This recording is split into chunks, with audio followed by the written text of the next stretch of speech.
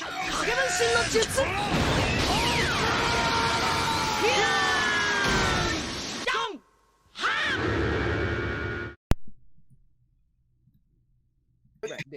is going on, everybody? Welcome to another episode of the filler. Why are you coming at me like that? You two are new. Well, Maddox, no, you're not new, right, Maddox? You've been on here before, right? I have not been on here before, but I've watched every single time. Okay, so Maddox, FOUREIGN, I'm just gonna explain to you the premise of how this goes. Sure. It's very laid back. It's very casual. It's very we try to make it as comfortable as possible. So don't worry about holding punches. Don't worry about like. Are you correct? Are you starting? Obviously, you want to be respectful to the people who are watching, to the people who are reviewing, and so on and so forth. Apply a little. Okay, I just realized actually I was muted in Discord. It's because you're dumb. So we actually started the show already. Oh, we did. Oh, so I was just talking. Pretty much, yeah. Man. High stream. Mike's an idiot. Pain. Sometimes, not all the time. He's a genius most of the time. 98% of the time, he's smart as shit. I was a genius last night when I got those Among Us wins. I wasn't there for that. Yeah, what must be nice. About? You were there. I was there. I was there. Must be nice to win Among Us. I just get voted off because I'm sus every time. Apparently, I have no poker face. I got the imposter. I got imposter. No, dude, I can lie perfectly, and they just don't care. They're just like, no, it's Maddox. Vote his ass off. Every time. Feels bad.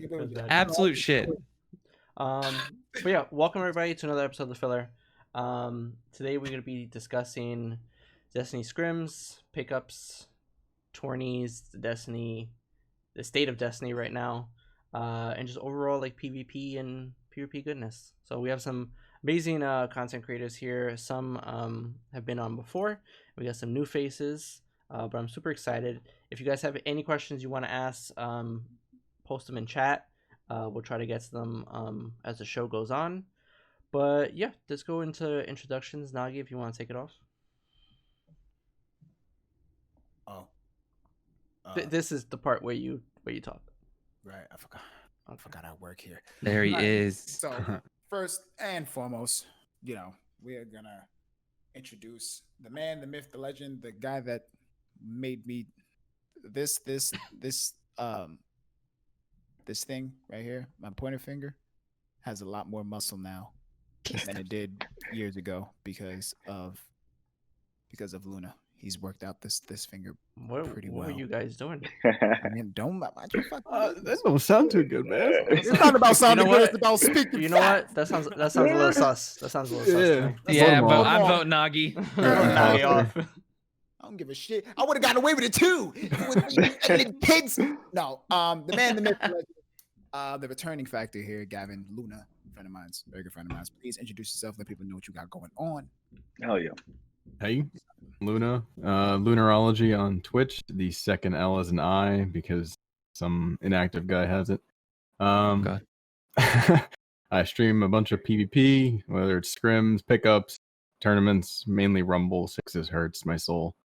And yeah, I post clips and stuff on Twitter and Instagram. Looking to branch out to YouTube. All right, good stuff. Next we have a new member here, a new feature. Never met him before. FOUREIGN, nice to meet you. Please be sure to introduce yourself. Let people know what you're about. Let people know if you have anything going on. And tell us about yourself a little bit. Well, my name's FOUREIGN, or Eli. My friends call me Eli. I stream and play Destiny, mostly just tournaments now. I don't want to cut him off, but he's cute as shit. Yeah, right? He's like shy and shit. He's like, bro, it's the bro, bro. I love it. Yeah. And I always look flush, so I always look like I'm shy. Yeah. Ah, you good, man. Well, I basically just play in Destiny tournaments and just hang out around the community. What can I say? I respect it. All right. Next, we have another new member here.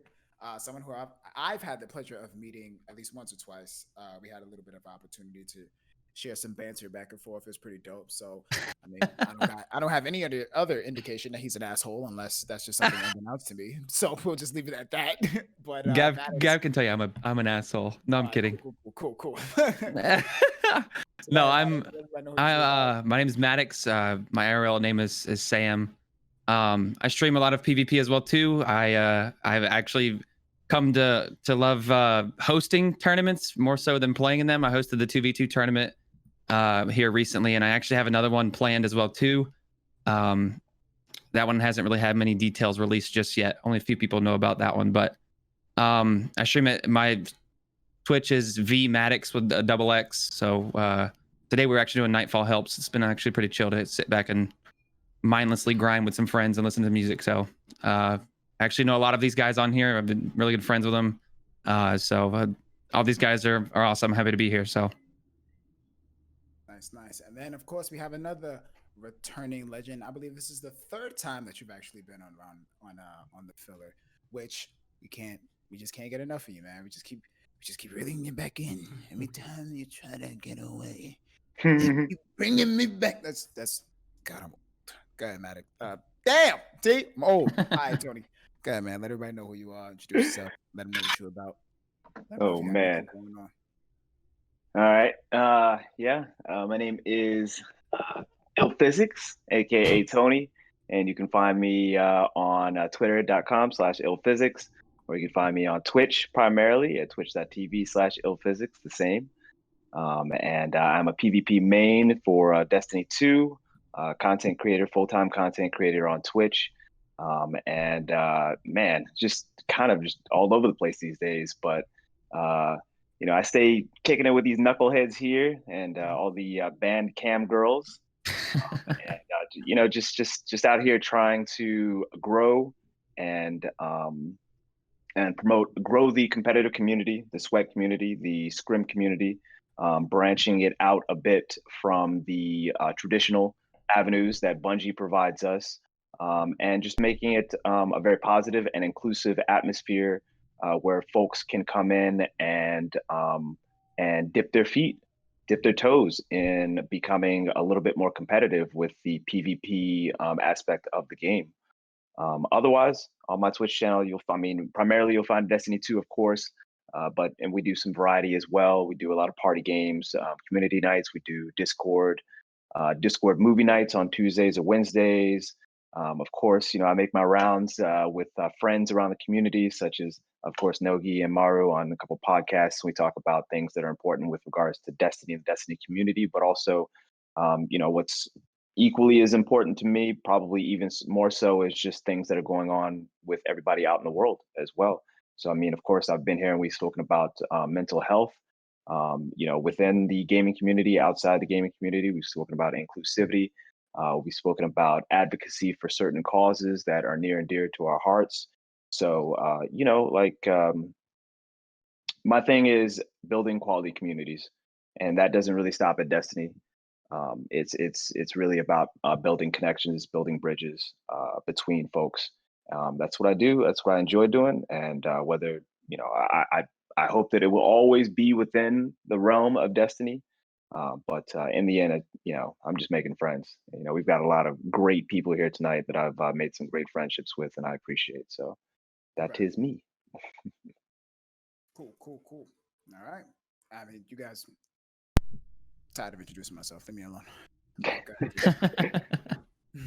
I'm glad that you guys took up that time before I had to talk, because there was an ice cream truck literally right outside my window. And it seems it seems to happen. Hasn't it happened before? It happens every time at 7 o'clock. I was gonna say, I've been watching one time and I hear just the ringing go off. It's hilarious. I figured it out. Okay. So, side note before we get into the conversation here, Tony, that name you got right there, is that a little dig at Tank? What do you mean? Which name? Which name are you? I don't know which name you're. Are you talking about the name right here? Yeah. T-Steps Tony. Yeah. Maybe. There's a little bit of a beef going on right now. I don't want to get into drama right now. This is you guys' show. But some little Twitter shit going on. It's nothing, no big deal. But yeah, it might be a little bit. Missing? No, don't worry. No, he's just leaving Bandcamp girls. It's all good. Unless you guys want to have half a show talking about that, and all the shit that I want to have half a show talking about that. Oh my god! I opened up Twitter. I go straight to the video. It's right there.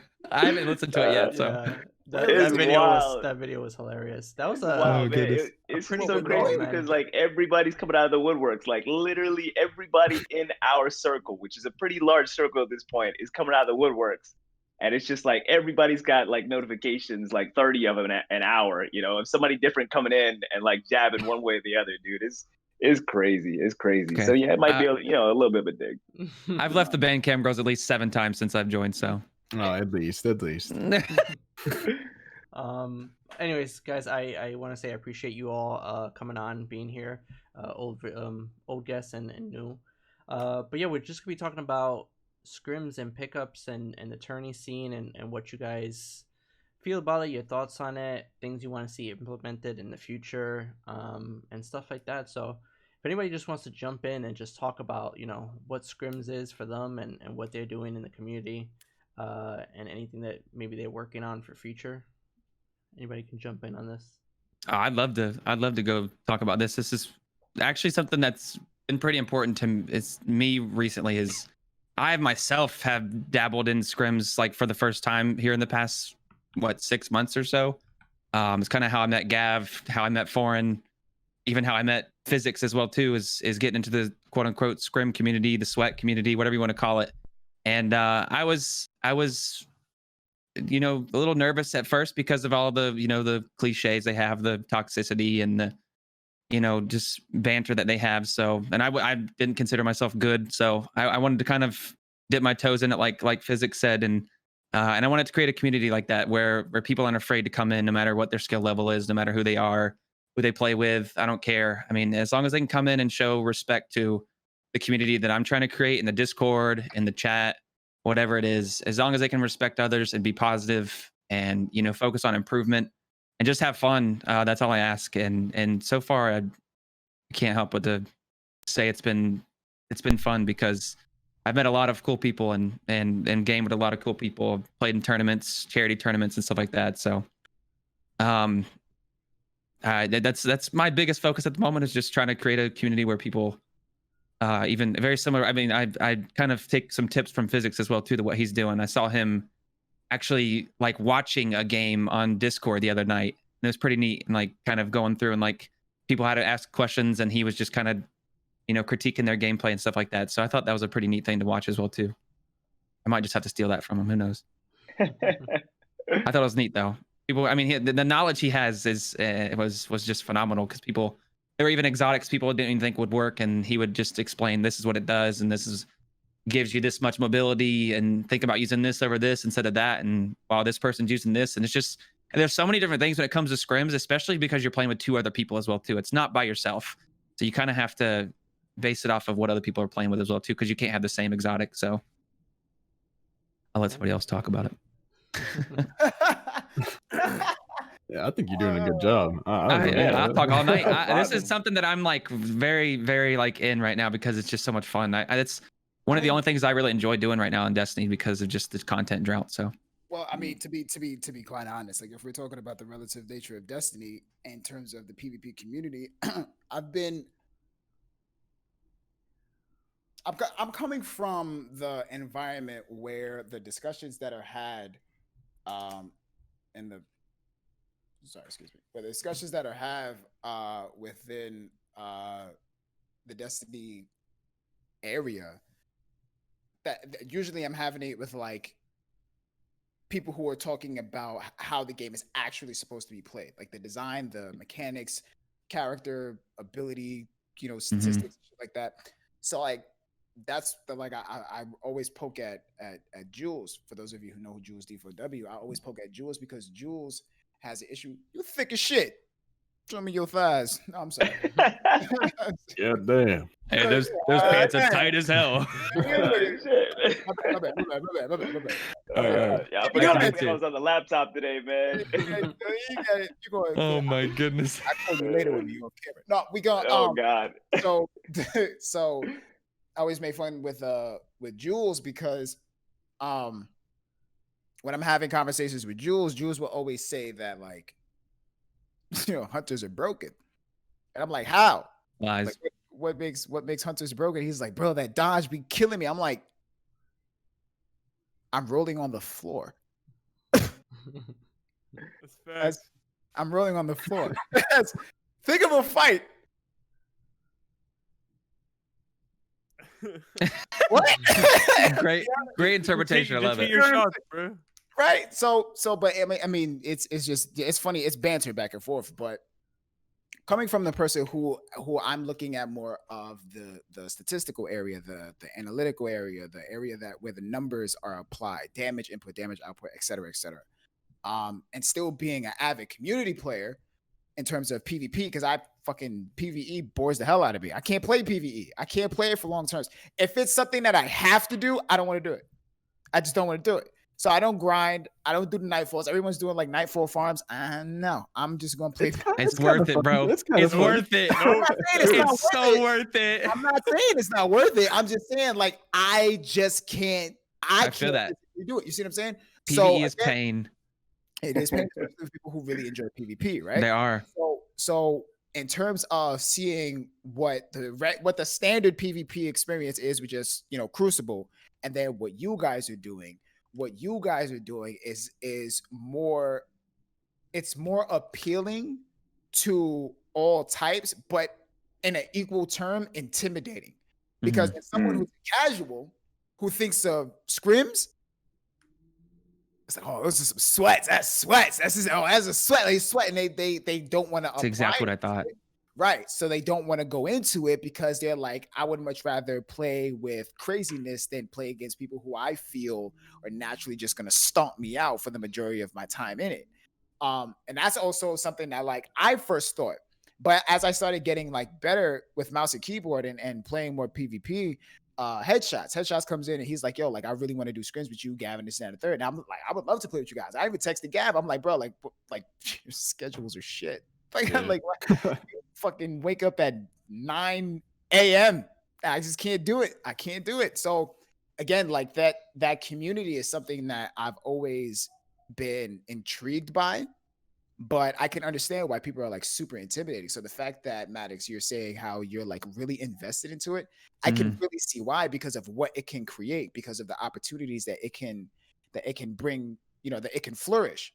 So it's understandable. It's understandable, but I also equally see why people are like super hesitant to get into it. It's very intimidating. You have to jump over that hump and like just kind of not like suck up your pride, but just like okay, I'm gonna try it and just like dip your feet in the water and see how it is. And then, but I mean, I've had what's really rewarding, honestly, whenever you're trying to create something like this, is whenever you have people messaging you and they're like, holy crap, I just went into quick play and I got a 40 bomb and I feel like I've gotten so much better since I've played scrims. Or oh my god, I just scrimmed with these people and I played so well, and I sniped. Did they show me clips of this double snipe or something? Like, they're like put it on Twitter and they're like, I had someone at me on Twitter saying MADDOX helped me get better, that I did this snipe because of him. I'm just like, one, no you didn't. Two, I appreciate that, because I mean it's very humbling. You're like, wow, I am actually helping people, not only myself get better, but I'm helping all the other people that I'm playing with. Whether you're playing with Foreign, he's very good. Whether he'll say it or not, I don't care. But he'll come in and he'll snipe me a few times, and I'll yell at him, and then. But it's just nice to go in there and get away from mountaintops. I don't care who you are, Maru. Mountaintop is broken as hell. Listen, this is my show. This is my show. Mountaintop is, and we're not going to talk about this right now. Mountaintop's broken, snipers are broken. Both can one hit across the map. But one great thing, and we even say this like almost every day I stream, is we play scrims to get away from all that stuff that we know is broken. Like, even if a scrim feels like a 3v3 quick play, we're just going in there and we're just killing. We're just going in there having fun. We're not even comment or anything. It's just sitting back, relaxing, with the stuff that we so-and-so think is balanced, and just getting away from a bastion, stuff like that, because you have the certain rule sets and things like that, and figuring out people you vibe with and you want to maybe team with later. I mean, I've had tourney teams come from these scrims and stuff like that I've held. So I've hosted tourneys. I mean, I've never in my life would have thought I would be able to host a tourney and it get the the attention that it got. It was a blast. I didn't even play it. I just watched it and I had the time of my life. So it makes you want to keep doing it. So nice. So we got a question here in chat from Bobby Sox saying, how do we make it less intimidating for new players? Stop being soft. Nah, That's a loaded question, man. It is. 'Cause it It's depends hard on the because person. So I'll you say have this. to I'll instill your trust, honestly. I'll say I started, and I haven't really, because I've been so busy, I haven't really got to do much with like scrims and pickups. But a couple weeks ago, when I first started getting to know a lot of you guys, obviously Gav, I've known for a while, but everybody else like MADDOX and Noise Tank. Noise is the one that a couple weeks ago had invited me, and it was just, I forget how it happened. I was maybe in his chat or whatnot, and I was just like, yo, that was crazy snipe or whatnot. And he was just so inclusive in saying, hey man, we're getting people together, doing scrims, doing pickups. If you want to play, just jump in. And man, I felt bad for everybody who was on my team because we always lost. But at towards the end, we did a couple matches and everybody was really supportive. And they were like, yo, towards the end, you were like getting headshots left and right. You were putting in your primary, doing damage. And I think if from the person wanting to do pickups, wanting to get into that scene, you just had to jump into it. And not worry about what other people are going to say. And then for people who are in that scene at that level where people look at you and they're like that you're a god, you just have to make sure that you remember that at one point you were that type of person when you were still learning, and just be supportive and give constructive criticism without demeaning somebody. So I always every single time when it comes down to a fear factor level kind of interjection or some sort of experience where it's like you're super terrified of it, there's always two things that always come to my mind in terms of whatever it is.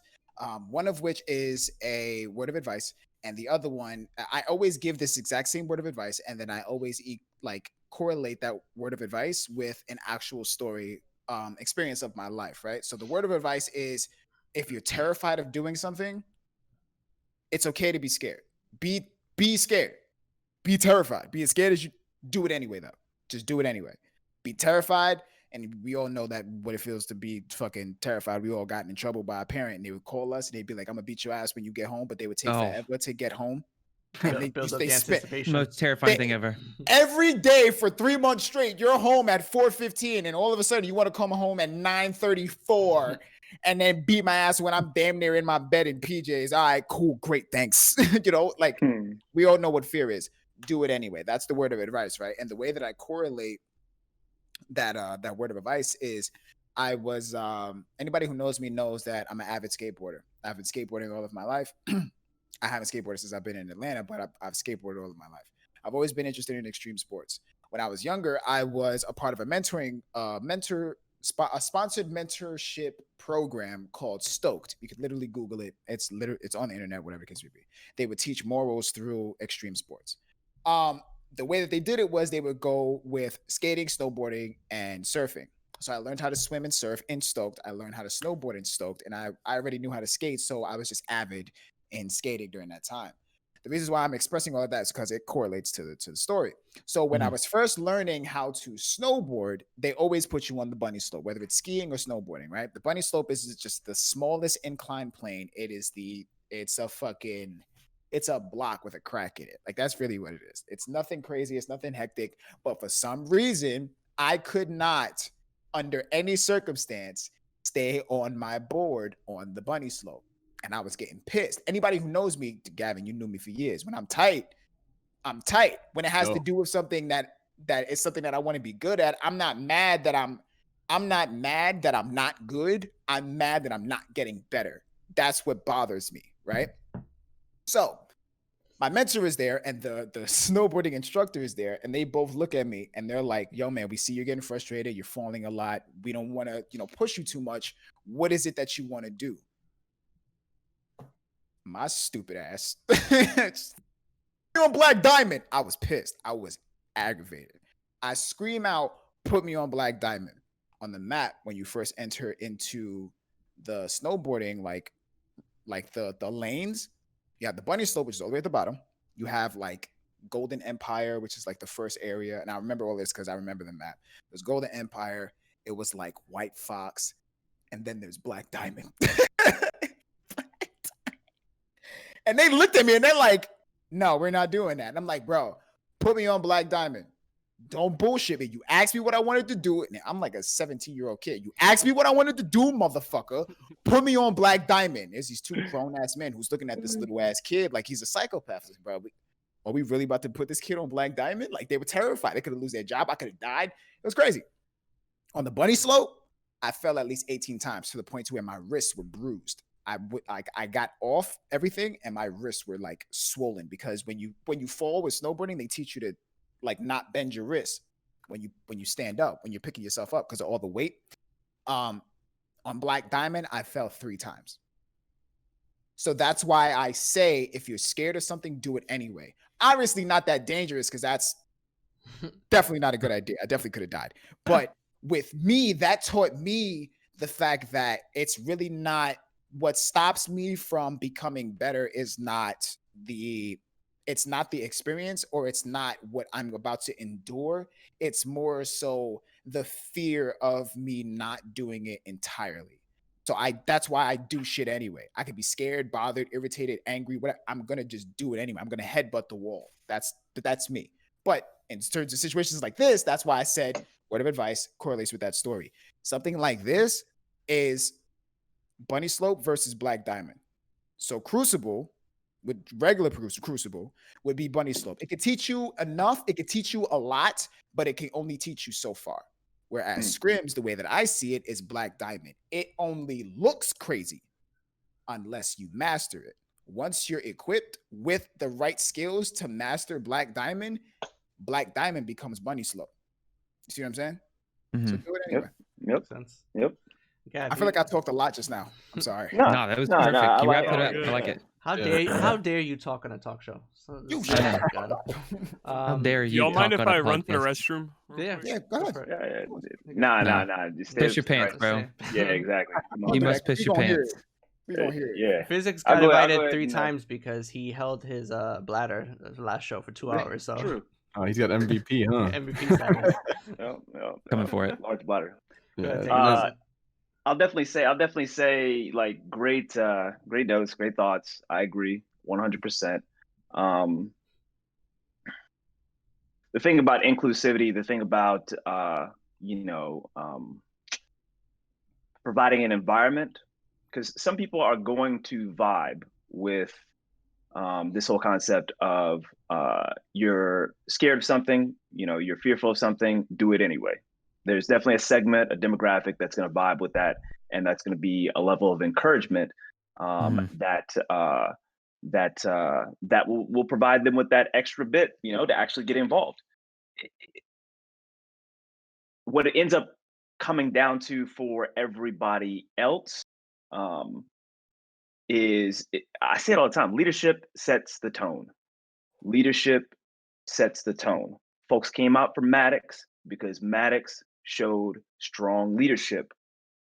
People come out that have never scrimmed before, that have never operated in a non-Bungie affiliated competitive environment to my community customs every other Sunday, because again, leadership sets the tone. And so, at least on my side, my experience is a couple things. One, you were talking about how it's potentially, MARU, you were talking about how it's potentially intimidating when you come in and people are already of a certain skill level, and you are constantly, and you didn't say all of this, but I'm expanding out a little bit. This may not have been you or not, but you might be at the bottom of the leaderboard like every time, and that is one of the reasons why in my community customs, I pull in people and I don't play. I spectate through the eyes of the folks there, and I try to make sure that everybody is generally around the same skill level, within the same skill bracket. So it's my own little skill-based matchmaking, basically, so that the games are still competitive. There's nobody that's a huge outlier, and if somebody's a huge outlier, it becomes quickly obvious. My point is, like when you're in that type of environment where you don't feel like you are constantly the one holding up the team, then number one, that's less intimidating. Another quick note as well, I will remember it always from Family Guy. I don't know why. The compliment sandwich. I think that's what it was called. I don't know if anybody's ever seen that episode. That Stu is talking about actually. the compliment sandwich, where he's talking about, on one side you compliment, then you give some constructive criticism in the middle, and then you compliment on the backside, right? And so you're complimenting something that someone did right, Then you're giving them some constructive criticism, hopefully relevant to that situation, to that context. And then on the backside of that, you're reinforcing and validating again what they did right. And so, man, you know, things such as that,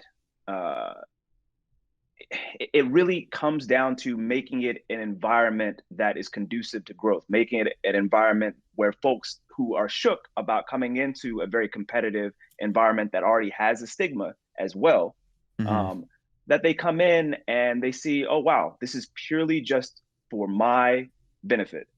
This is purely just for me getting better. It's purely about growth of the community, but more so, you know, I can literally do what I want with this, you know, like I can like, there's no pressure on me. You know, I come in with the intention and, you know, I decide where I want to go with it, basically, you know, and then you just go from there. And that's what I love. That's what I love about my community customs. That's what the type of atmosphere that I try to foster. And I've gotten some good feedback about that. And I continue to try to, you know, tailor things and narrow things down and focus on what works and kind of thin out what doesn't or whatnot. That's phase one.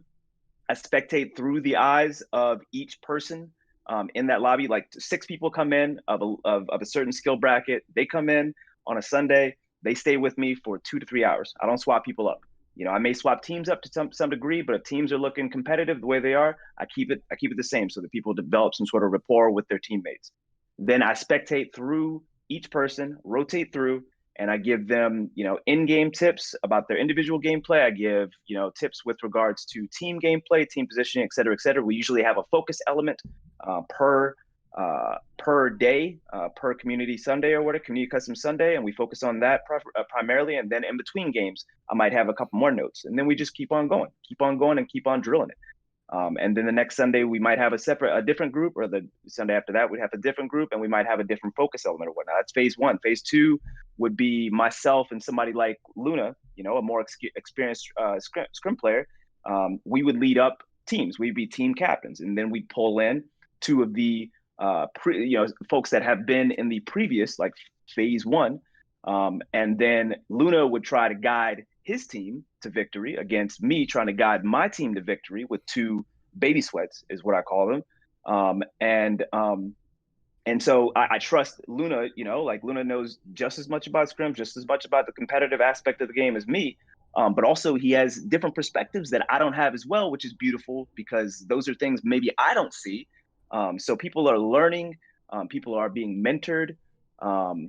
And that's phase 3, and then phase 2, and then phase 3 would just be, you know, something like kind of like a baby sweats tournament or whatnot, where people get to kind of like branch out and really show what they've been practicing and what they've been working on. But you know, it really is having kind of like a defined atmosphere where you're continually focusing on inclusivity, continuing to focus on what is going to make this environment the most comfortable for folks to just come in and focus and not have any other side distractions, not have any expectations of toxicity or anything else.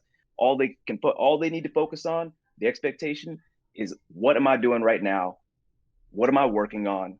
What is Tony saying? Let me make sure that I'm focusing on that and any intention with regards to that.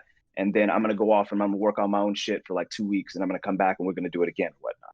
You know, so it's just like leadership. I say it all the time. You know, it really is. Like, it always comes down to leadership. Leadership sets the tone, and when leadership sets the tone, expectations are had, and folks know that within the confines of those expectations, what they're comfortable with and what they're not.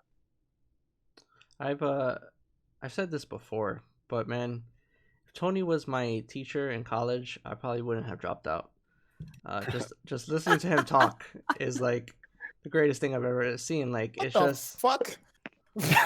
I'm just saying. What? I'm saying this guy knows how to talk to people and relate to them, and I like hearing. That's why I keep bringing him on. This is gonna be the Tony I'm pretty show. sure if all the was my friends, I probably wouldn't have fucking dropped out of. I dropped out of high school. I dropped out of college. I Bro. dropped out of college twice. I dropped out. No, I got he left said, back- "Fuck it, I don't care who my teacher was. I was dropping out anyway." Dog. Bro, I got left back in the 8th grade, bro. Like, I'm just all fucked up. I just, me But and yeah, school got beat, bro. Tony, some great points. Luna, Foreign, you guys want to jump in? Any thoughts? I mean, I pretty much agree with what like both MADDOX and Tony have said. I think an important distinction for potentially anybody who's viewing pickups scrims as like a completely different realm, right? Like it's an intimidating realm. A good way to look at it is there is a distinction between scrims and pickups. Scrims are usually teams who have chemistry, who are ready to play in a tourney, you know, practicing those things. That's usually your like top bar. If you're using it in like, you know, in an actual definition sense, right? Scrims is like Eli's like Novus team, and then like, you know, like a Novus team, a IM team, or a band Camgirl team, that kind of thing. Where pickups is usually where you get the chance to build your vibes with the people who are in there. It's usually different people. You mix up teams. People are using, you know, random stuff. You're putting on, you know, there's 2 hunters, I'll switch to a Titan, kind of, you know, you do that kind of stuff. And like how Tony said, the leadership does set the tone. Like that's a fact of life, really. It's not just Destiny. If you get in there and like, you know, say you're playing like Eli's in there and he's, you know, cheery, he's ready, and you know, you've never played before, right? And he's like, all right, let's do this. That's a cool loadout. Like, you know, your gun's really cool. And like you automatically feel like you're a part of the team, as opposed to being like, all right, I'm in pickups. Like, where am I supposed to go? You know what I mean? That like that people need that reassurance from people who have done pickups and scrims. And as we said before, the only way to get into pickups and scrims is to dive straight in. There is the you've already done your bunny slope, right? We've all been in sixes. We've all touched comp at this. We've all touched mayhem and all, you know. Fuck comp. Yeah, but we've all been touched by comp. Yeah, I was about to say that too. No, you know, Fuck what comp, happens bro. after dark is a completely different story. Yeah, but you've already taken your steps. You know how to shoot the gun. You know how to move forward. Like, no one is going to sit there and be like, why does this guy not know how to move forward? Or why does this girl not know how to shoot the gun? Like, we all know how to do that. You kind of have to hop in. Okay, threes environment. Oh, callouts are a little. Map movement is different. That's just like, that stuff is just going to come. You have to get in there, because if not, I could sit here and explain to you how to play Dead Cliffs. If I just drop you on Dead Cliffs with a you know, 2 players of a tourney team, you're not gonna have any idea how to do anything. You know, you have to get in there and be like, oh, catwalk is there. Oh, they'd be on catwalk with a sniper, that kind of thing. So you kind of have to find people that you're comfortable with, or a single person that you're comfortable with, and just hop in. Where even if the people or a community. Yeah, or a community. You know? Even if the people that you're playing with aren't super experienced scrim players, it's still different than comp. Still different than you know, sixes. It's a way to learn, and it's the only way to learn. Yep. The best way to learn, most definitely. And I'll add a small bit, because I don't want to drown on, but and of course, Eli, I want to make sure that you have, you know, an opportunity to talk. So I'm not forgetting. I'm not going to drown on about it. But a great distinction, you know, that Luna was talking about was pickups versus scrims versus tourney. You know, those things. And you could even throw a league in there, which is kind of like, you know, one step lower than tourney. It's kind of like the regular season. League is kind of like the regular season, you know, and then you know, tourney is kind of like the playoffs or whatnot. So if you know, I've played basketball all my life. Pickups, whenever we go into the gym and we just, you know, match up teams and we're just pickups or whatnot, you know, a lot of times people they don't care about winning. You know, they're just working on their own stuff. I'm just trying to cross up Luna. You know what I'm saying? Like, drop something on them. Probably pretty easy. Let's be real. You're not wrong. I don't know about that. I ain't out here, you know what I'm saying, like assimilating. Oh, goodness. You know, but my point is pickups, you know, like you're more so focused on yourself a lot of times, or at the very least equally focused on your own individual improvement, you know, with intention, and also hopefully trying to get the team to win. You know, scrims, set team, trying to win. You know, you come in the gym and you have your, hey, yo, my 3 versus your 3. And you guys are actually working on things as a team. Sure, you're working on some individual stuff, but the individual stuff comes on your own workouts. They come during pickups or whatnot. You know, it's more so the lean is towards the team, basically. You know, and then you got most definitely chemistry, team movement, team plays. That's what scrims are. more so than pickups. So this is a big reason why it's always frowned upon. Like people used to do this. It's so stupid. People would take like screenshots of like end of game and pickups and stuff like that. It's the dumbest shit. When I go into pickups, I'm not out there. I'm just working on my own shit. Like I might be working on a new build or something like that and go 6-20. Like it's just like that's an important distinction is all I'm saying. And Luna said it right. That's a great point. Okay.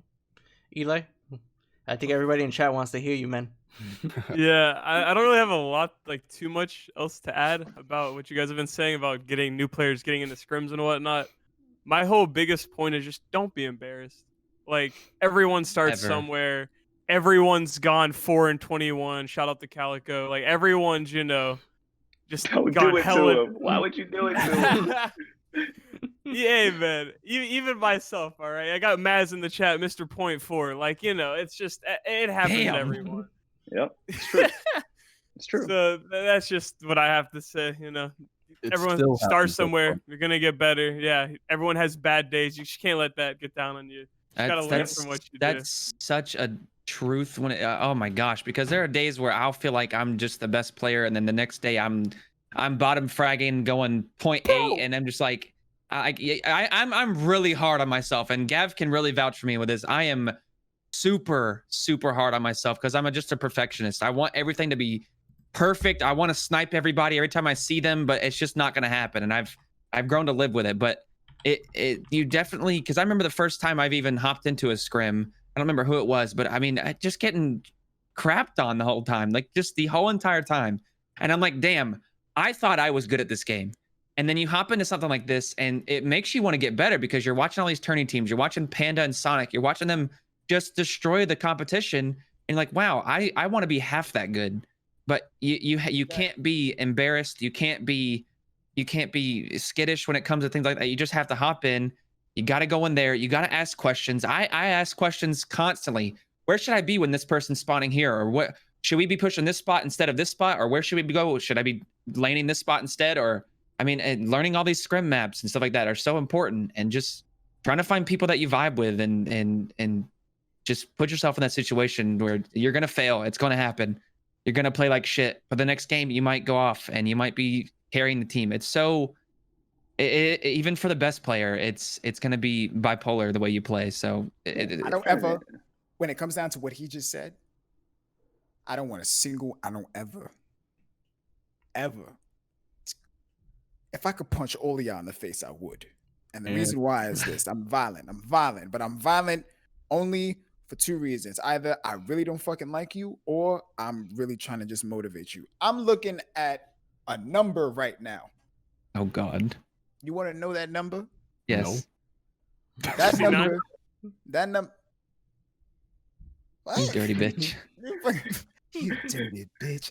That number is 28,403. Okay. 28,403. That's how many times. That's my mountaintop kills. Awesome. No. Oh no! Come on. That's how many times a video of me getting beat up by Panda has been viewed. Oh God. That's a funny video. That's a great video. Here's my point. Here's my point. Panda is renowned as one of the most, if not the most. The Panda is so good, he legitimately had somebody gathering data for months. And then like his cause was he can't replicate the shot. None of us can replicate the shot. None of us can replicate any shot. It's destiny. I'd be lucky to hit a 5-frame flick more than anything. Shit. I'm lucky to hit a hit. What are you talking about? Listen, I played Panda in 2 different games, bro. Yeah. It's a video. It's an 8-minute video of me just getting beat up. That's it. All right, I have to watch that. I'm surprised I haven't already. I recommend it to anybody. It's great. They went into Mortal Kombat, and this guy still lost. I still lost. When was the last time I played Mortal Kombat X? I didn't know that he was going to play Mortal Kombat X like that. It was a video where it started off with me, because in game, well, everybody who knows me, if you don't know me, I'm the community manager of G1, right? So I'm the community manager of Gamers First, the organization run by Kenny Vaccaro and Old Man Mikowski. Now, Panda, Geekermon, Ceridius, Hush, myself, Crystal, Gigs, we are all on the same team. We all play games together. We're all on the same Discord. We're constantly talking about different things and different ideas. Me being the community manager, I always focus on their mental health and try to help them out with all the things that they're working out with. One of the things we had to do is King of the Hill. And we all got to try to take out Panda. So they came up to me and it's like, yo, Nogi, your video with Panda's coming up next. And I'm like, what? Why are you putting the community manager up against the best player we have on the team? Who thought of this? Hunter on the side is like, oh no. Like, you know the sound of Discord, wait, disconnects. Oh no. You ain't shit. That's what that is, right? So, Oh goodness. the reasons why I'm saying that is because you really gotta let go of your ego. Like if you're pissed off to the point where you can't play, it's ego. It's not the game. It's you being upset that you're not the player that you think you want to be, which is fine. It's good to optimize and focus on yourself and being a better player. However, when you obsess over that, and the reasons why I'm saying that again is because I wasn't always like that, right? There is definitely a wall with a lot of fist-sized holes and dents in it because of Dragon Ball FighterZ. Anybody who knows me knows that I used to compete at Dragon Ball FighterZ. I took that game heavily serious. I was top 500 upon the game's first initial drop. I took that game heavily serious. I'm connected with Who Gang God on Twitter. Mike, you know who that is. I took Dragon Ball FighterZ so seriously, dog, that I put holes in my wall. Why? Why? It's ego. It's 100% ego. You're correlating that situation. If you physically cannot play the game because of that, you're correlating it to your value as a human being. You gotta remove that. You're gonna get your ass kicked. You're gonna get your ass kicked. And that has a lot to do with what MADDOX is saying when it comes down to just hopping into the situation. Stop being scared of getting your ass kicked. For what? You have to get your ass kicked. It's the only way to get better. Dude, I'm sorry. Speaking of when you were talking about G1, I was thankful enough to play in the G1 tournament, and I remember that. I got destroyed. I mean, I was on Panda's team, and I got bullied. You know why I admin those tournaments now? I was a pick and a captain, and both times I lost in the first round. I'm good. This is not my area. It's not my domain. I'm okay. I'll just make sure that none of you fuckers are cheating. I got destroyed in that tournament. I got 3 good headshots, 3 good snipe shots on Potato. And I wasn't sniping. There was no way I was taking a sniper away from Lemur or Panda. There was no absolute way. It was me, Danielle, and somebody else, and I was just nobody wants to snipe, and I was like, shit. Okay, fine. I guess I will. Nobody wants to. And every time I would go a corner and I see Potato, I would just go. You want to pick his Potato?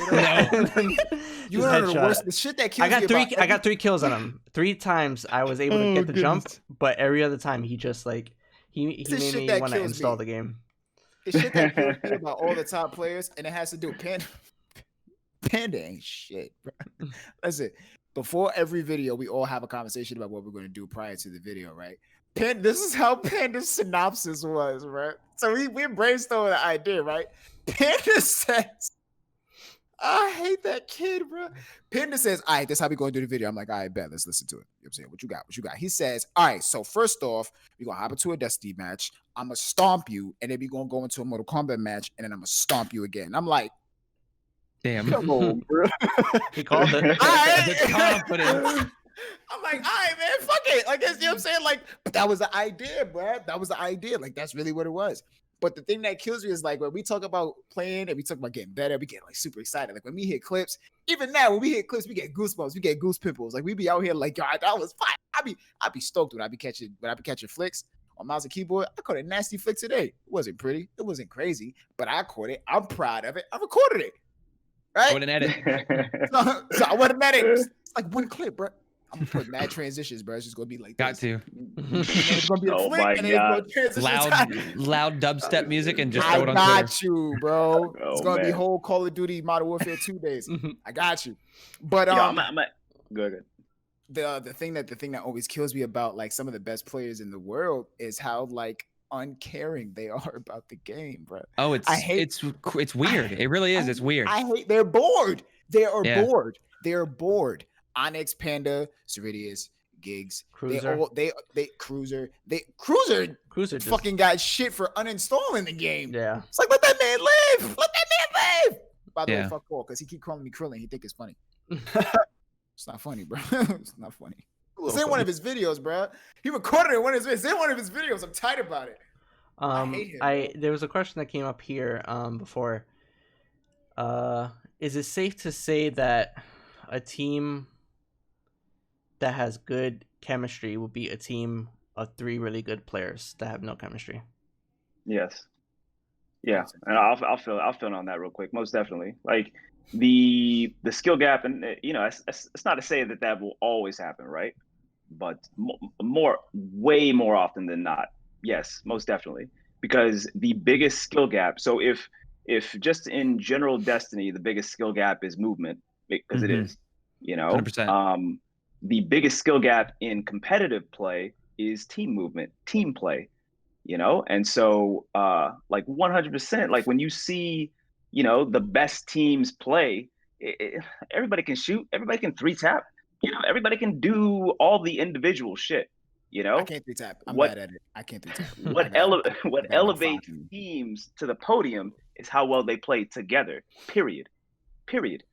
So that is the true skill gap in tourney play and competitive play. So yeah, you could take a team that's not coordinated, not playing together, they're just gonna get shit on. They're gonna get like team shot. Fucking Luna's gonna slide in 2 shots, slide out. MADDOX is gonna slide in, tap that up, and then they're just gonna split spawn you the entire game because people decide they don't want to stick together, and one's outside. One's at fucking glass, one's at like helipad, like crouching with the sniper, some shit like that, trying to do shit on their own, and he's just gonna get shit on by 3 people, so 3 hunters jumping on him. So yeah, 100%. You'll you will absolutely never, rarely win being outnumbered by your opponents. In your gunfights, you're not going to win a 1v3 in a scrim against people that know what the hell they're doing. It's just not going to happen. Correct. They're not going to press you. I've talked about this before. They're not going to press you in a situation where there's a trade to be had. Why would I, me, MARU, Luna, why would we press you 3v1, and then me slide in to try to get a shotgun kill on you? Like, why would I do that? That's a potential trade. So they're just going to shit on you 3v1. They're going to bait you out. They're going to primary you down or chip damage and then, whatever else. And then they're going to go about their fucking business. So it's just like, find out where you spawn next and go from there. Find out and just keep it moving, just keep it moving. And they've done it thousands of times. So it's just like, we're not talking about just a team, that just comes.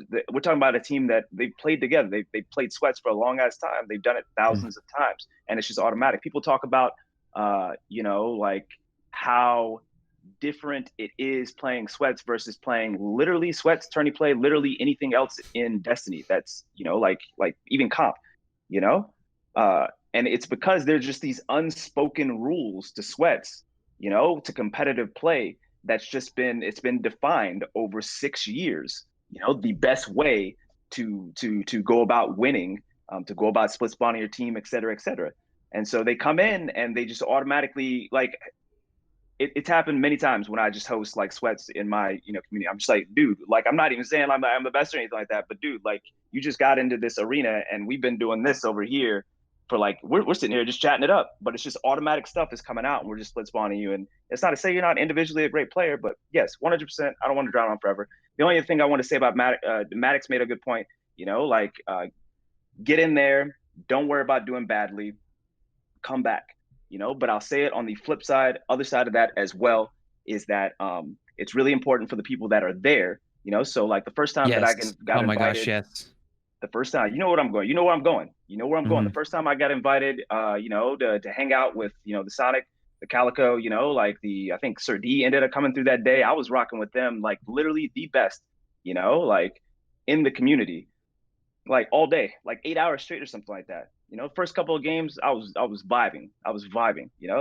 Next 8 hours, I got shit on the whole fucking time, the whole fucking time. You know what people did? People were helping me at the time because they saw the potential, and then I just kept on getting invited back. And I'm like, oh, okay, all right, sure. I'll drop everything. We'll go. And it just kept on going like that. So it's really important that the people that bring you in as well, again, make it a welcoming environment. Don't make you feel badly for trying to grow, trying to play with intention, trying to just get better in that arena, and it makes it more receptive so that you feel more comfortable about coming back the next time. Can I come? Anytime you want, Hell no. Okay.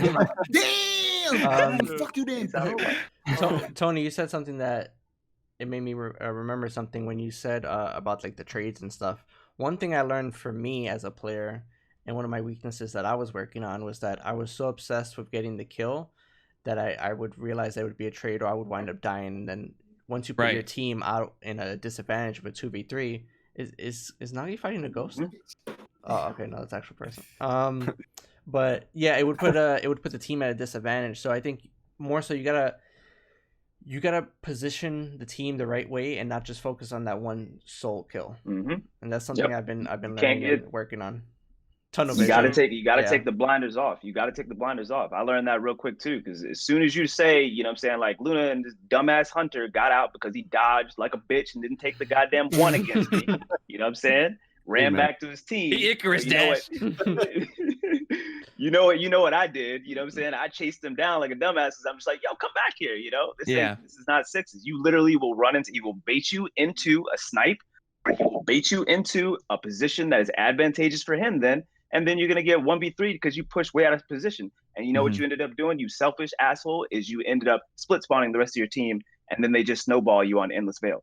You know? So it's just like, that's a big thing as well too, is if you're a new player, I think this is one thing that I kind of focused on as well too, as a when I was coming into the Scrim community and stuff like that, is I wasn't so focused on my individual play, but trying to be a better teammate for the two people that I am playing with, knowing that they were better than me, that they know what the hell they're doing, and trying to figure out how I can be a better teammate with my movement, where I'm spawning, where they're going, how to make sure I'm with them at all times, or telling me to push here when I should use my super and stuff like that. And then now I have that knowledge and I can spread that to other people to get, you know, them to understand the same things as well too, and then take my knowledge and just continue to flourish it to other people. So definitely surrounding yourself in the community. Even if you're creating the community yourself and surrounding yourself with people, I can say 30 names right now that I know, you know, that I'm grateful to be around, that have helped me with this, because they have the information that I don't have just yet, that I'm still learning.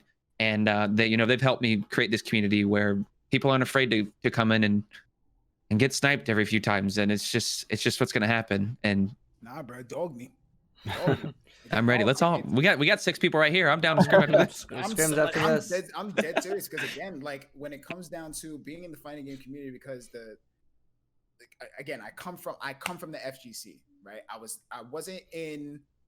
wasn't heavily into first person shooter until I think I started playing Battlefield 3. Of course, we all played like first person shooters prior, right? Halo 2, the CODs, and so on and so forth.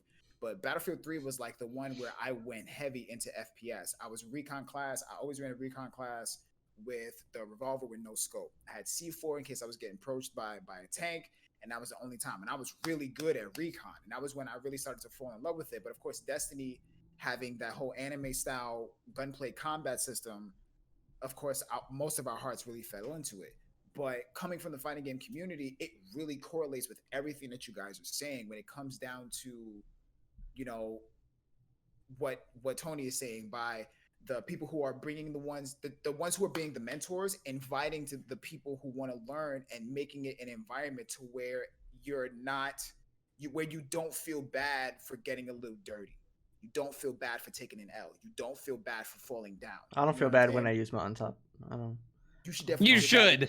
You should. I'm gonna punch you in the neck. I don't feel bad when I get carried by my teammates to top 5. I'm telling you, it's gonna be real quick. Don't use it next. You can't come to my house. You can't come to my house, because if you play Destiny on my PC, you're uninvited. The moment you equip Mountaintop, I don't even have it equipped. It's not even in my vault. The moment you equip Mountaintop, antivirus is gonna catch that. Antivirus is gonna catch that. He equips it. To be honest, that's a dishonest build. That is a dishonest. I feel bad using it in PvE more than as well too. Bro, these poor thralls. It's going to be a real juggler snap. But what I'm saying is from the fighting game community, that's something that's like running matches, running custom matches in the FGC is the most effective way. There was this one kid who would always stomp me in Dragon Ball Fighters, bro, to the point to where, and his name was Spidey. And the kid, I don't talk to the kid anymore because I haven't been on console for a while. But the kid would stomp me for 6 hours straight, then tell me like the new OP characters, and then buy me the OP characters so that I can learn them. He would do combos like TODs. He would do TODs, which is an abbreviation for touch of death, which basically means that a one hit, you start a combo with one particular hit, which is the touch, and then the of death means that that hit continues on until 100% of the person's life bar is completely extinct. It's extinguished 100%. I know personal TOD combos because I've gone to that length, but I know some of these combos because he would do TOD combos and then send them to me so that I can learn them. I'm still not able to beat him, but that's what Tony is talking about in terms of being that mentor. It doesn't make it any easier for me not to hate the little motherfucker because he's younger than me. And I'm telling you, I'm gonna tell his parents that he'd be playing his game past his bedtime, and I'd be tight. I'd be mad. I'm telling you, I'm gonna get him in trouble one day. But the kid is nice. You can't deny the skill. The kid is nice. The kid is just nice. When it comes down to Ultimate Marvel vs. Capcom, I've competed in Marvel vs. Capcom. I've competed in this tournaments. Mike used to compete in Killer Instinct. I've fought against Evo tournaments, like Evo champions, and I've beaten Evo champions. I used to get calls. I used to be asleep in 8-man lobbies, sleep, and my friends would call me, wake me up out of my sleep to tell me that they was getting bullied in these 8-man lobbies, and I had to come and beat the people who was bullying them. I was their savior because of the shit. It's, you know what I'm saying? I have a video of me beating a dude in 19 seconds, all 3 of his characters. It's ridiculous. It's nuts. But again, I did not get that way without getting stomped. I'm talking about sessions that last, and we all know sessions. I'm not talking about a regular tiny stream schedule after a long day where you can only be on for about 2 or 3 hours. Nah, I'm talking about wake up, eat your breakfast, wash your gonads, brush your teeth, get on. And that's all you did all day. 6, 7, 8-hour sessions where you're playing one game. That's what I did for Killer Instinct. Game. And Right. before I joined the Apex tournament, I would I didn't play nothing else but Killer Instinct for like months straight. That's all you did. And then it got to the point to where your button memory was so advanced to where now I haven't played Ultimate Marvel vs. Capcom in over 5 years. I picked up the sticks 2 weeks ago and I stomped this kid in 19 seconds. It's embedded in my DNA now. But again, I remember having full-fledged 8-hour sessions of me not getting a single win. Think about that. 8 hours of straight losses. No wins. That does something to your heart, bro. Like, that hurts, dog. Like, that really breaks you down. But that win right after that 8 hours, nah, bro, that shit is that's an orgasm. I'm sorry. For me, that's enlightening. Like that is such a revitalizing feeling. So you got to kind of practice on that motion because again, people are not and for you guys, for your realm, and I'm not coming from a Scrims community. You guys are the Scrims community. And on top of that, you're starting to create an opportunity where people are not timid to enter into that area, because I remember coming up in Destiny. I mean, we all do, right? And we remember what it was originally like, right? You had your Sonics, you had your Lumis, you had your Triple Rex. They didn't have custom games until what? Rise of Iron, right? That was Too long. Yeah. Just too right? long. That was way too long until custom matches came in. But once custom matches came in, that's all they really ran. And you were never really able to get into that community because they only ran with top notch. You see what I'm saying? Now, the game kind of has a lot more expansion. There's a lot more breathing room. It's not so tightly knit. You know what I'm saying? There's a lot more freedom to find areas. And you guys have found this avenue that is like, there's a purity to it that's not tarnished. I mean, granted, none of you are pure. All of y'all are sick, twisted motherfuckers. I met Foreign today, and I could already tell because he wearing gray sweatpants. So I know for a fact he nasty. I know that for a fact. What I'm saying is that y'all have a real knack for what it is that y'all doing now. And literally within this conversation, you got people in chat talking about yo, these guys, this is that, the third. Shots is over here saying I really want you to get into because I know you're gonna get better. And I play Crucible I can only play Crucible for a short amount of time, but I would love to be a lot better. I'm in G1, bro. I can't be sucking. I can't be trash. Can't. I can't be trash. You know what I mean? If DMs I get. if there's one person that I can really say has improved is Shots. Being in the same clan as him, I haven't played with him. Didn't play with him very much until I joined the Bandcamp Girls. But dude, since then, like I'm not saying he was the bottom tier, but he was definitely someone that I felt like I was even with. And now that man shits on me, bro. Like it's scary how like literally in like just a couple months playing with him, his improvement is nuts. And just seeing what he does, because I know he scrims with us. I know he scrims with other people. I've seen him scrim with physics and stuff like that. It's insane. And it's just proof. That's all it is. I remember he came into my stream earlier today, like, yo, man, we haven't 1v1 in a while. I want to 1v1 with you. I'm like, no. I know who you play with now. I know what you do outside of that. And on top of that, the last time that we 1v1 was when it was on console. And I'm going to be real honest with you. The day that me and him 1v1, the last time me and him 1v1 was right after. My brother is a Titan, and my brother talks shit, but he doesn't play Destiny PvP a lot. But because he's a Titan, he just thinks he's nice because he plays Halo, and that's how he connects the dots. He doesn't understand that that's not how it is. So with me and Shots, we were 200s. It's like, you think you the shit? Let's, you know what I'm saying? Let's 2v3, and he just couldn't catch a break. But when I 1v1 Shots, he was shitting on me with a huckleberry. Wow, that's toxic. I was like looking around like. And that was back then. Granted, at that point, I felt like just like you, I felt like I was a little even on, you know what I'm saying? I got some shots over him, he got some shots over me, but he was dogging me with a huckleberry.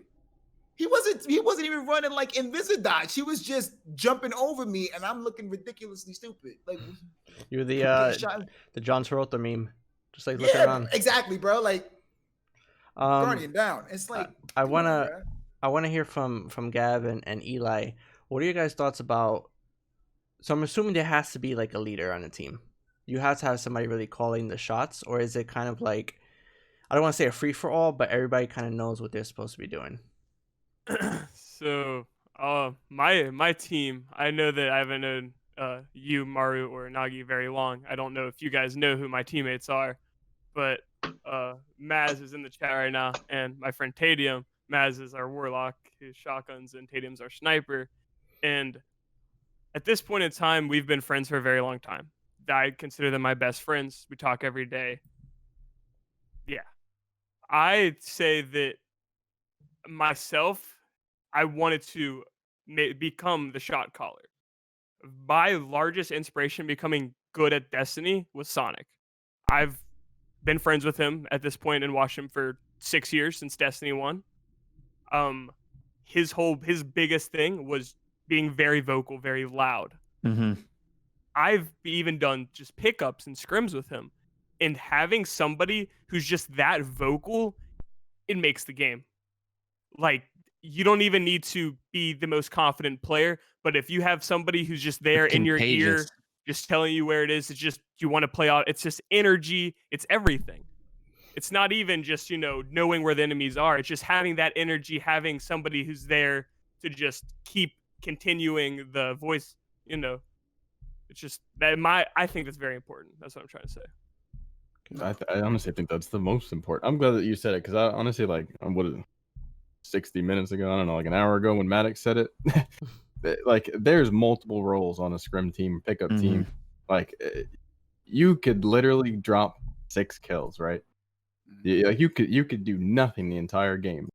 But if you only died 3 times and you like called out everything and you were just like, yo, nice play, yo, he's over there, they spawned here. Like, hype man is phenomenal. Yeah. Like, so your KD does not matter. It's a team effort.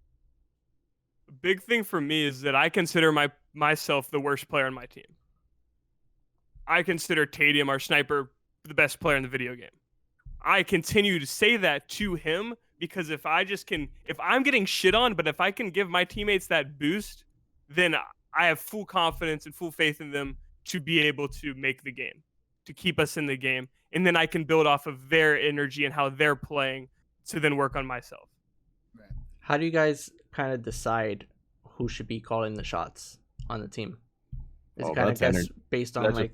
It's pops out. Yeah. I was gonna say it's probably more of a spur of the moment thing of who's on it that day, or it really just kind of depends. Yeah, you kind of have like your pillar roles, like you know what I mean, like it's like what people are usually are. Like if you like, what you're known for and stuff like that. Exactly. Like I play with Fox and Treva a ton. I know that Treva's just gonna sprint in there, kill everybody, and turn around. Like I just know that he's gonna do that. Very capable. Very capable.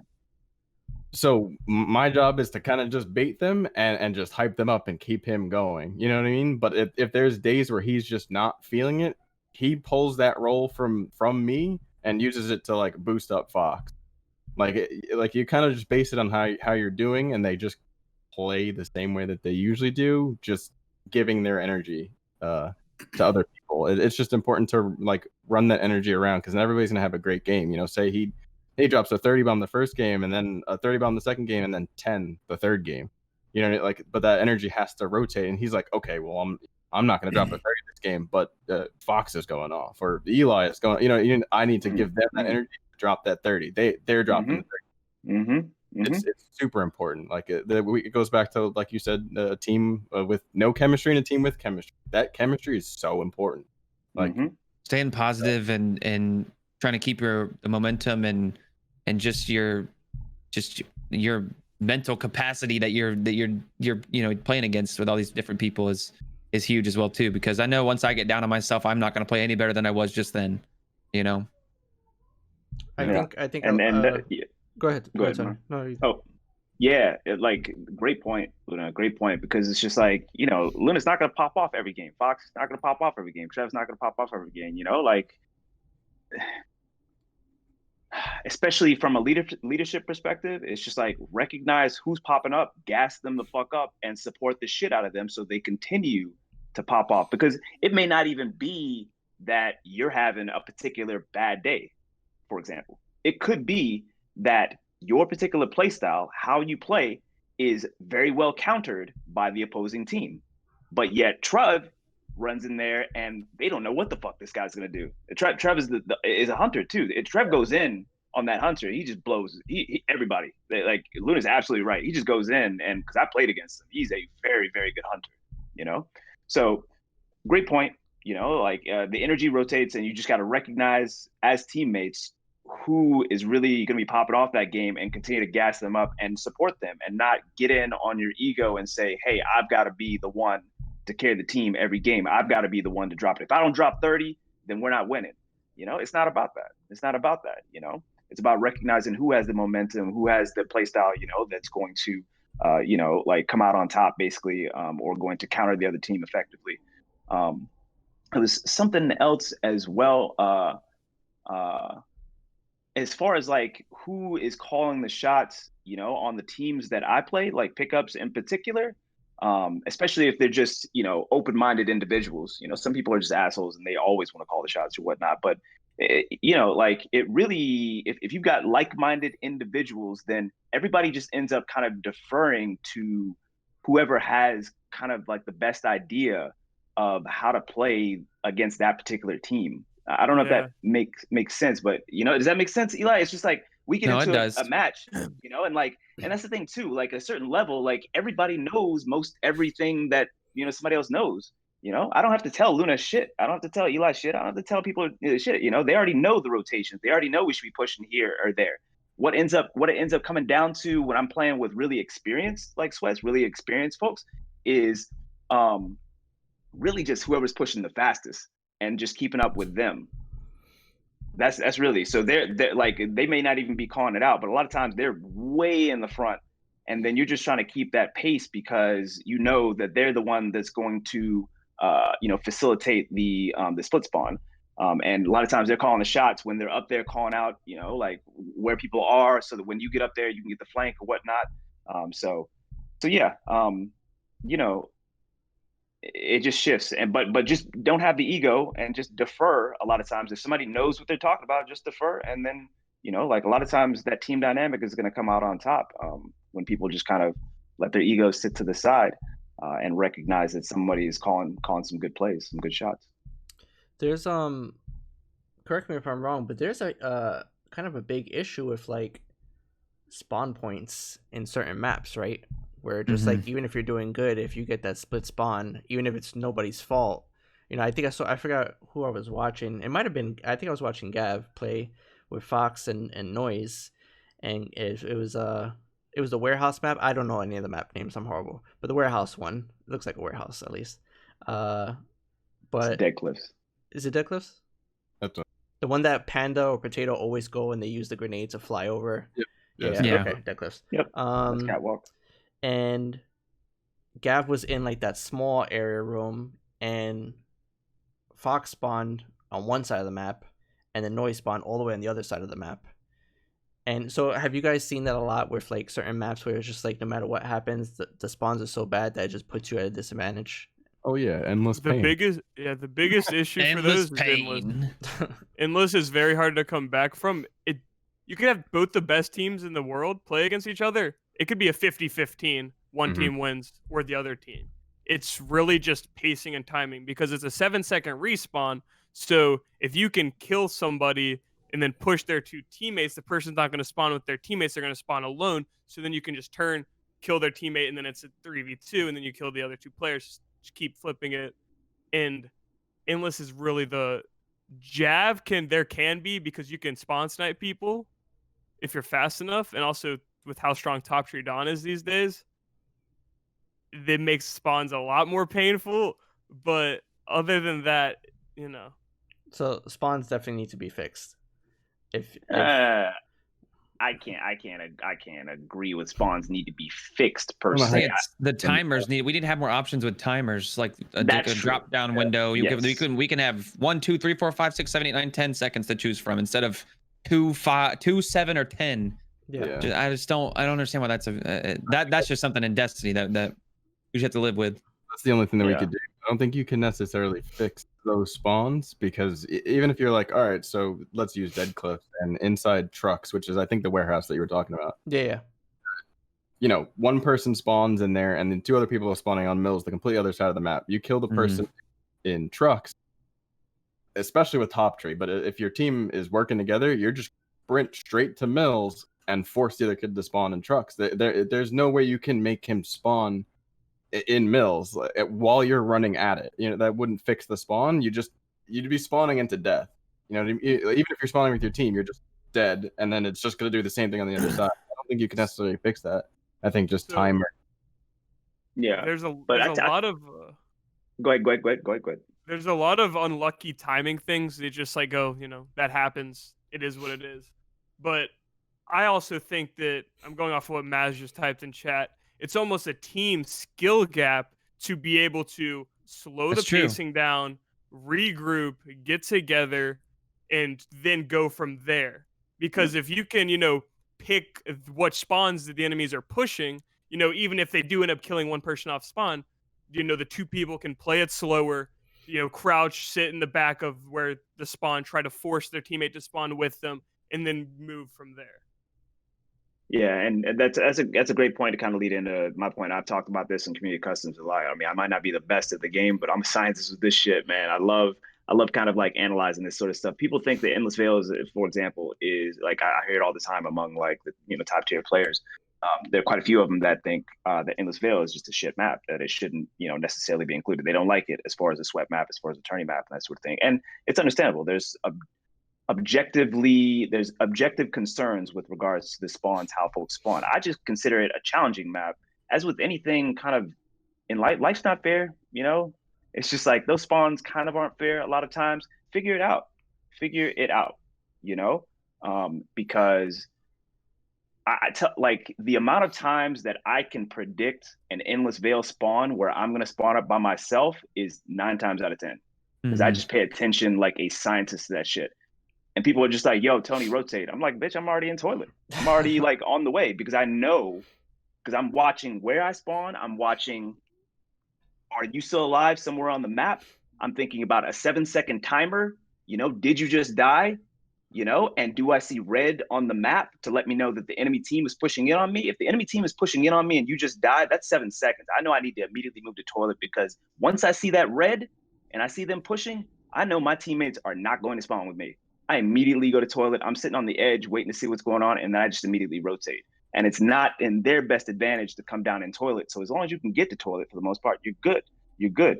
So you can't hesitate. You immediately spawn up and you make a split-second decision, and then you do that. Another thing, like Eli alluded to, which was great, was that, look, don't give up. And I've talked about this before. You get split spawn and you're by yourself 3v1, play the odds, try to get a trade so that it's no longer to their advantage. Like that's what I was talking about. When you 3v1, you literally have the advantage. Like the point is to nobody die and you continue to pick people off. If somebody dies in a 3v1, that's a wash. One person died on the other team. Like nothing changed with regards to that, and you lost your advantage point.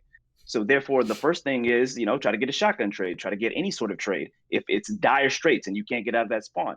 Another thing is crouch around. Say it's Javelin, for example, and we're talking about helipad. I spawn on helipad by myself. MADDOX and Luna spawn opposite spawn or whatnot. I got 3 people pushing in on me. I'm just fine. All right, cool. I'm just going to dip around the backside like a little bitch, crouch, and just try to just waste as much time as I can. You know what's going to happen if the other team doesn't get super aggressive, which would help me, by the way, because then I could actually force a trade. If they don't get super aggressive, what happens? Luna, MADDOX come in from the opposite side, and that's a crunch. 2 in the back, me in the front. They took way too long to clear me, and they lost their advantage. Not only did they lose their advantage, but now they're getting crunched. They're now at the disadvantage because somebody's coming up behind them. Most likely I have teammates or, the opponent's weak, et cetera, et cetera. So it's just like, figure it out.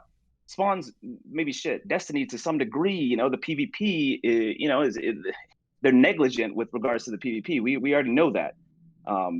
But figure it out. That's a challenge. That's a challenge.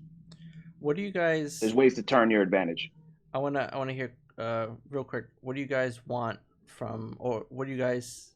Yeah, what would you guys want to see from for new maps? Asylum. That's the easiest question. You got something else? Oh man. No. So yeah, I probably should have worded that correctly. Not old maps, but like, what would you like to see from like new maps coming out? The less bullshit random geometry.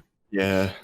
Should change it so I don't fucking run up against those. That's a big issue that I have because if I'm a big part of the movement's 60% of the game. More than that. More. I mean, I have a breakdown for it, but yes, movement is the big part of the game. If I'm flying through the air and I stub if I'm a guardian that can kill gods, but I stub my toe on a fucking rock, and that's why I die, I'm gonna be more pissed than if I get outgunned. 100%. You can tell they intentionally put that there to impede movement. You don't just throw that there. How many times do we slide into something? It's just like, why is that even there? You literally included that texture there. You literally included that texture there intentionally. Like for no other reason but to. So that amazing point. Amazing point. Yep. That's why Jav is arguably the best map. It's just clean. It's just clean. Yeah, you could split spawn. Yeah, the map's big. Whatever you want to say about it. It's just a clean map. I don't get random slide elevation, launch up in the air, and my arc shredder slams down instead of doing the combo. I don't ever I'm not dashing with my Dawn Blade and I just fly up in the air and now I'm a sitting duck. That never happens. Yep. We need smoother map. It's my biggest issue with Burnout. It's just all those random rocks and random corners and things that just don't need to be there. Okay. Yeah, and I'll add to that. Like I wrote this, with somewhere, I said Javelin. Somebody's asked me, what is my favorite PvP map? I don't know if folks saw this, but Javelin. It's relatively symmetrical. It's a perfect close to mid-range map that promotes a balance between primary and special weapon play. It has dedicated lanes while also providing plenty of cover in those lanes. It has elevated platforms. It has close quarter choke points. It has detailed yet clean map features. It has limited environmental features that impede movement and verticality. It has multiple routes for rotations, and it has good spawn protection elements. That's why Javelin is the best map in the game as far as if we're talking competitively. So it's got it all. Yeah. What do you guys want to see if you had to pick a weapon type that's really focused and brought in and done well? What do you guys want to see? Hand cannons, scouts, pulses. 140 hand cannons, please. Just please and thank you. That's all I'm gonna say. 140s. Yeah, it's pretty straightforward. I agree. I mean, you said so. Repeat that question one more time. Yeah, if they were to focus on a certain weapon type and kind of balance it out, bring it up a little bit, what would it be? Yeah, I definitely agree. People hate on hand cannons on some weird shit when we literally all love hand cannons. Like, it is the weapon of the quintessential like Destiny weapon, right? It feels the best. It's the most versatile. There's et cetera, et cetera. replicas of them, like people own Exactly. replicas of hand The cannons. battle rifle of Exactly. Destiny. That's just what what are it the is. what are the most well-known like exotic weapons, for example? You know, like, don't get me wrong. You know, Vigilance Wing is the shit. You know, like, or let me give it a better example. Bad Juju is the shit or whatnot. You know, but when people say, "Yo, what was your favorite weapon of like the OPD1 year one?" You know, what do people say? Akmoon. Last word, Thorn. Thorn. You know what I'm saying? Akmoon. Like, they list hand cannons. So it's just Ayaz like, Luna. yeah. So Ayaz Hobbs Luna, is Hobbs is asking in chat, why are hand cannons the best weapon? They're the weapon that, like what Tony said, they're the most versatile. They can literally, depending on that's one of the only weapons that can literally go up against any other weapon depending on how you use it. You Yes. see what I'm saying? Yep. Like, There's a skill gap with them as well too, if you ask me. Thank you. Right. That's Like, exactly what he's alluding to. That's Yeah. exactly what like, he's alluding to. And Because I'm sorry, go ahead. I'm interrupting. No, you're good. You're good. It's just, and this is coming from someone, again, like, I tell people all the time, when I first started playing Destiny, when I was first getting into the PvP community and I was really pushing myself to be a PvP member, one of the main things that I really wanted to do was that I really wanted to learn how to use hand cannons. I had a palindrome with Icarus Grip and Luck in the Chamber, and it was one of the first times that they actually sold a God Roll palindrome. Like the final areas of it was the only time. It was the only time, right? And Gavin already knows where I'm going with this. Gavin had taught me, Luna had taught me how to actually use hand cannons. He had taught me recoil prediction. He had taught me the bullet drop, the frames. Like, he was the one that told me that even though hand cannons have a specific RPM, some hand cannons fire differently than other hand cannons, even though they're of the same exact RPM. That showed me that he had a different perspective and had a different understanding of the weapon archetype themselves. I always wondered to myself, why the fuck I could never use an Ayaz Luna?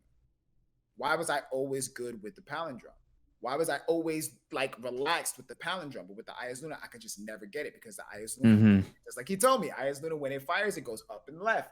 Palindrome goes up and right. I'm used to the palindrome recoil. I was never used to the up and left recoil, etc., etc. Everybody knows that the last word is my favorite gun of all time. Why don't I use the last word anymore? I haven't used it since I figured it out.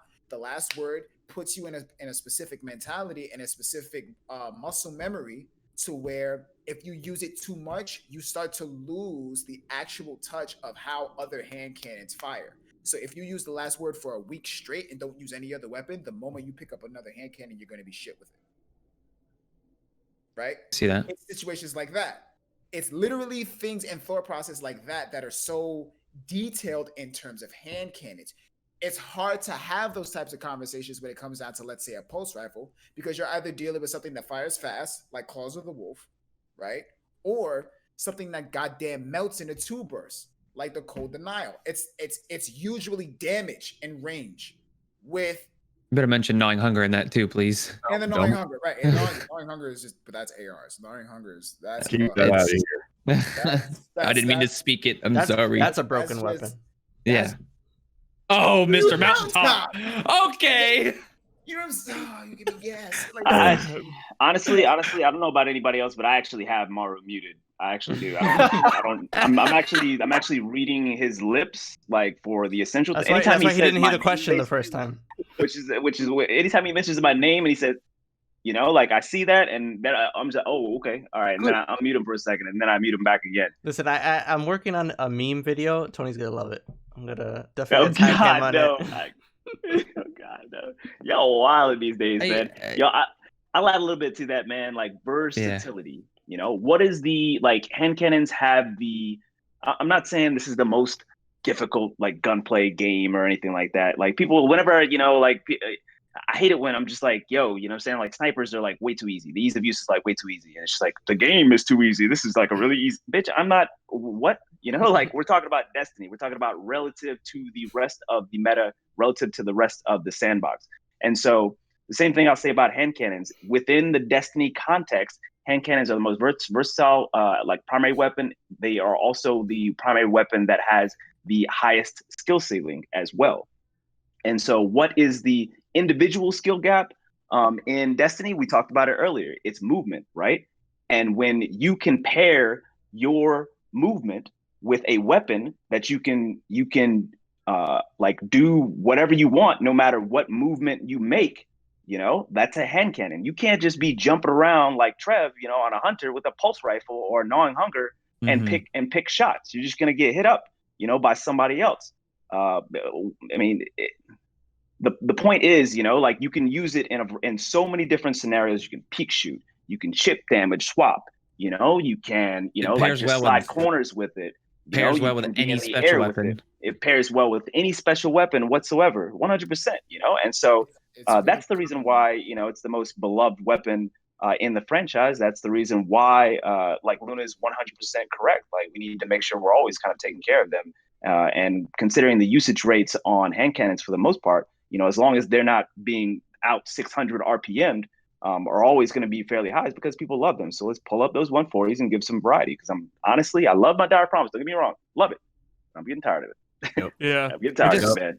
It's like my same thing with Spare. Everybody got to the point where they had like 20,000 kills on it, and it's a great gun. But it's like we need something else, Bungie, that competes, that we can have a good time with in the hand cannon category. That's just and when 150s are the meta, by the way, when everybody's all using 150s, that also restricts the playstyles you see with hand cannons too, because there's slightly different hand cannons with slightly different playstyles with a 140, but also definitely different playstyle with a 110. So if we're talking about variety and engagements and things like that, and what you see and what you play against, or what you play with, then having some diversity in those hand cannons can't do anything but help. Real quick, I want to go. If everybody can just tell me what class they think is the most broken. Top tree. Don't. I swear to God, don't. No, don't. You play hold on. Say what it is, and then one quick reason why. Did you say it? Did I say Gab said Top Tree Dawn. Now why? I'm gonna eat my nade, and I'm gonna just stand outside with a sniper. That'll make it broken, though. Well, but what do you get? You could literally fly. I've gunned you down many times with you in the air. You can fly out of everything. But Gab, check it. Gab, how much of that is based on ease of use of snipers, though, versus the actual subclass itself? I think it takes much skill to go up in the air and have the air. I can't do it. I'm not gonna do it. When I'm on Top Tree Dawn, I'm shotgunning, to be honest. I'm interested to see your answer. I think. Okay, let's go. Let's try to go in order. So, Gav, you said Top Tree Dawn, because you can eat your nade and snipe from like heaven. And Eli, what's yours? So here's my thing. I think that none of the classes individual are more broken than the other one. I just think that they excel in different parts and in different play levels and areas than others do. Like, to be totally honest, I think that Titans are the weakest class. Oh, easily. Because at the highest level, who do you see besides Calico and Vince? Who else has played Titan at the highest level? I think the only one I've ever seen is Ceridius. Tommy. That's about it. It's like Kami, how many top tier hunters and warlocks are there? There's so many. We don't have enough time on the show. So many. Sorry. It's funny that he says that, right? Because again, my focus when it comes down to Destiny is based off of conversations that I've had not only with players but with community members, community leaders, as well as the developers themselves. And one of the main things, I'll never forget this, because this was an opportunity where I was incredibly shut up. Ever since this situation, I have never discussed anything about classes unless somebody else creates the opportunity for the conversation. The developer, he was in there. He was like, I'm not going to put his name out, but he was there. We were all talking about it. We were all just having a discussion about subclasses, so on and so forth. And everyone was talking about what is the best subclass. What is the best class? And I, of course, being a hunter main, I'm like, I don't know, man. I feel like I be getting beat up a lot when I be doing what I'm doing. You understand? And I'm not even talking about in a matter of skill. I feel like X, Y, and Z. And he looked at me and he said, why do you think you see hunters in the Crucible so much? And I said, well, because hunters ultimately have to, you're kind of required to have a bit more of skill because you don't have a lot of abilities to rely on. And he looked at me, he was like, okay. Like he made me feel so bad about what I said. And the reason why he said that is because you got to look at it like a graph. And every class, Titan, Warlock, Hunter, has different trees in every graph. So you have ability, you have super, and then you have movement. Whereas the hunter may feel like they have the most, repulsive or weakest abilities and supers, their movement is like skyrocketing against all of the other classes. Movement in PvP, what did Foreign just say? What did Eli just say? He said movement is 60% of the game. Why do people play hunters so much? If movement is 60% of the game and you're able to legitimately someone who's tactically thinking and someone who's literally just playing, that can engage and disengage at the drop of a hat on a vertical and horizontal plane, and then dive into any which way, shape, or form. You can go from vertical to horizontal and from horizontal to vertical under any circumstances, under any pretense, and still be able to have an accurate shot. A lot of people think that hunters are the worst, but oh man, hunters, oh no. Hunters are broken. Hunters are broken, bro. It hurts to say that. I really feel like hunters have the most advantage when it comes down to actual gameplay. You know what I'm saying? And there's a lot of things that are built into that concept that doesn't have to do with opinions. So it's funny that this conversation is being had right now. Check it. I'm about to go deep on this. We're about to go deep in this. Hold on 1 second, Tony. I don't mean to cut you off. What's up? Eli, were you done with what you were saying? Yeah, go ahead. Because I know you talk about Titans were the weakest. What else did you want to say? So I wanted to say that if you take, let me think about what I was gonna say real quick. I'm sorry, brother. My fault. That's my bad. It's all good. It's all good. It's like you would play Top Tree Dawn if that's the sniper right now because it's the easiest to get somewhere the fastest and to have the most map presence. People say, "Oh, melee's broken. Oh, nade's broken." I don't think it is. People say that Titan, melee's very strong with Dune Marchers and that's broken. Again, I don't think it is. And I don't think that, the hunters are broken because nothing in the game is consistent enough and the tick rates of the servers aren't high enough that there's a lot of RNG involved in things like melees and supers and abilities that on the basic level, to take movement out of the equation, none of them's broken. And that's broken. The game's just broken. Pain. Yeah. I would Tony? I would agree. Yeah. Go ahead. Yeah. Sorry, I'm itching to get in here, No, because go Luna for it. always be saying some shit that make me think. For real. Luna like cracked it like right on the head, in my opinion. I think the only broken shit, it like when you don't even see a snipe coming, and like most people, the majority of the people that play can hit that shot if they just like. That's how easy snipers are right now. Check it. I don't think Top Tree Dawn is broken. I don't think floating up in the air get a sniper is broken. I think snipers are broken, and we need to talk about that first and foremost. Yep. If it was a shotgunning meta, for example, and it wasn't snipers like this, you think Top Tree Dawn would be talked about as OP? No, definitely not. Who consistently shotguns on Top Tree Dawn in tourney style in most competitive play? No, the Warlock, the Top Tree Dawn is always the sniper. Always the sniper. So when we talk about what's broken, talk about the sniper first. Because and this is my point. I'll flip it. When shotgunning was the strongest, when that was the meta, it was Titans, wasn't it? It was Titans.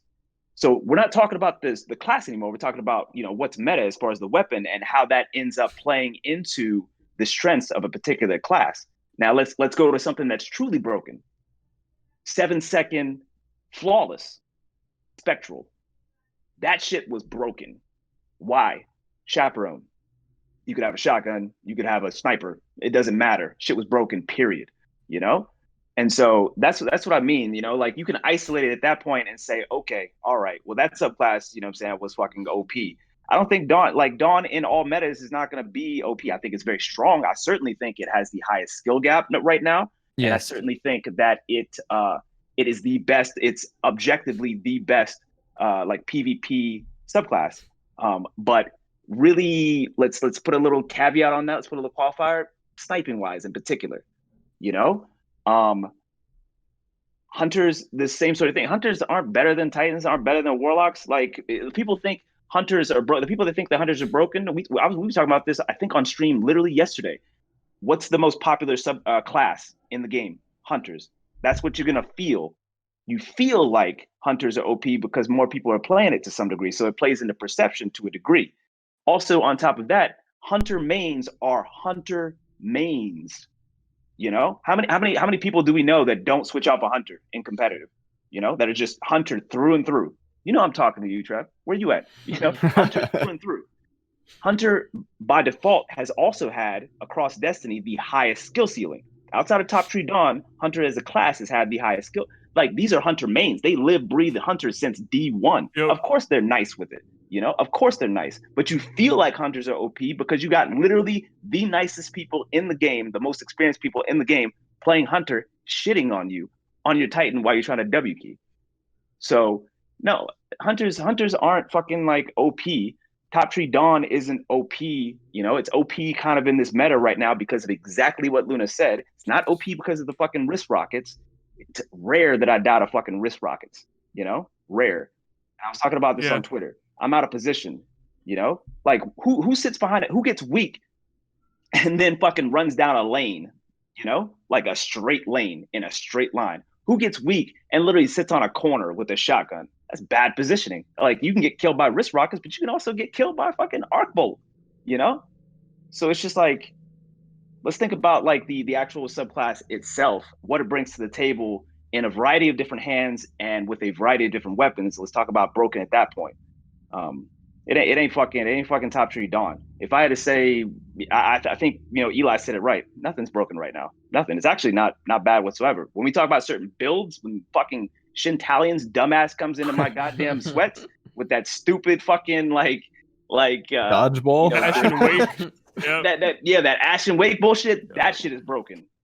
But it's not the actual subclass or the Titan that's broken. It's just certain, you know, certain combinations of things. When you need like 2 and 3 things in order to say something's broken, it's not the fucking subclass. It's not the subclass. I respect it. MADDOX? I kind of agree and disagree a little bit. I kind of agree more with FOUREIGN, what he was saying, with kind of more so the game is broken more than the subclasses or anything like that. And then I kind of also agree with Tony, where there's more weapons that I think are more broken than I am thinking the subclasses.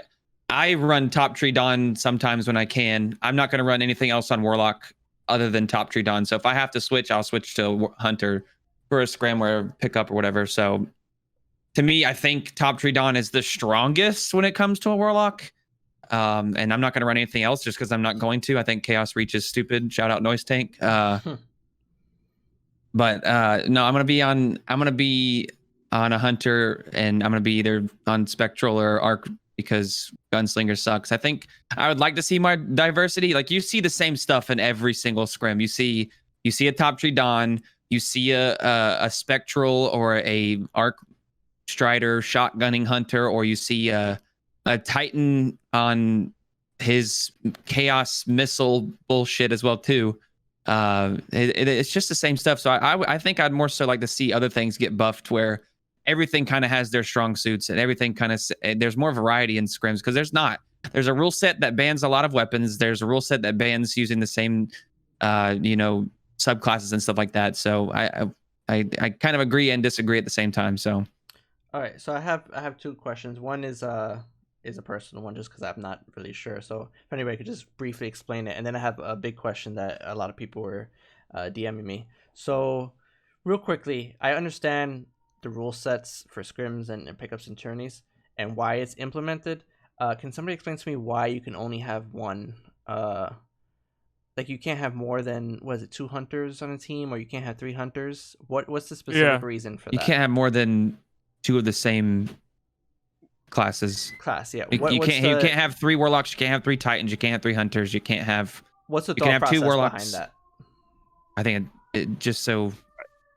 I don't think it's fun to have to deal with either 3 hunters jumping over you, 3 titans placing shields, or 3 warlocks placing rifts. Yeah. Okay. I just think duplicate rifts or duplicate shields. That's what gets. Play it and you'll know why. Yeah. Same with the sniper rule. That might be a question you might have about to ask, but the sniper rule: play against 2 snipers or 3 snipers. It's disgusting, especially when the people know what the hell they're doing. Like you can go into comp and play 3 snipers, and it may not be that annoying, but it probably is actually comp in general. But anyways, but playing in a scrim where there's more than 1 sniper, which I haven't done it yet because it's not even supposed to be a thing. It's not fun. It's just not. Playing against trials against 3 snipers isn't fun. It's just, the second you peek, you're either going to get double bodied or headshot immediately. There's just the 3 people aren't going to miss. There's just not a thing. So I think that's false equivalence to say that though. Like snipers are offensive weapons, like where it's really tough to counter it.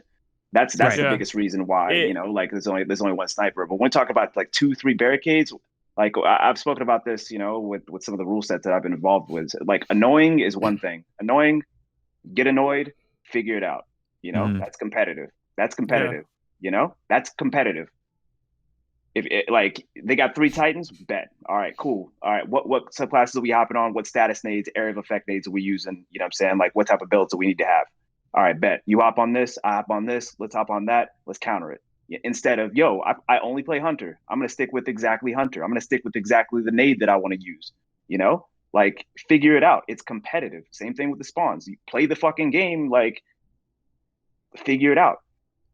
Wow. Snipers, offensive. It's really difficult to counter. 3 barricades, run around it, throw a status nade on it, let those bitches just sit there, snipe them out when they peek, whatever else. Slow, just because something's slow doesn't mean it should be banned. Got it. Like it should be banned because it's incredibly difficult, virtually impossible. I would say virtually impossible, but so difficult to counter that it can sway the momentum or the momentum of the game in the hands of someone who is less skilled, than opponents on the other team. Like it can basically fill that skill gap with that weapon. That's the reason why weapons, should be considered up for ban. So, okay, we have one last question, and then we'll do the outro and then the question that goes with that. So the last question I had was, what's everybody's thoughts on how the meta is going to change when Stasis comes? You guys are playing match-made activities when Stasis comes? Yeah, that's the point I'm at. I'm not. Catch just straight up. Private matches. Yep. See ya. It's not going to be fun. You saw it in Overwatch. What was that one character that they released? Freezing in a game where like the objective is to kill and like move. Yeah, people are gonna find it fun. It's just annoying. Like it's cool in PvE. Don't get me wrong. Like I think that's like kind of sick. There's gonna be new builds. PvP, I'm just not gonna touch it. It's just not gonna be fun. Like 1 person in a lobby is not gonna make it. 2 people in a lobby of 6 people, not gonna make a difference. 6 people running the same subclass, it's not gonna be fun. In 3s, 3 people running the same subclass where they could freeze and put up walls, not fun. Are you guys gonna personally, and do you see any other people on outside tourneys and scrims gonna put up a ban on Stasis? It's got to be tested first. Yeah, it's gonna have to be exactly. I'm not gonna say anything just yet about it because we haven't actually been able to play with it and see it ourselves.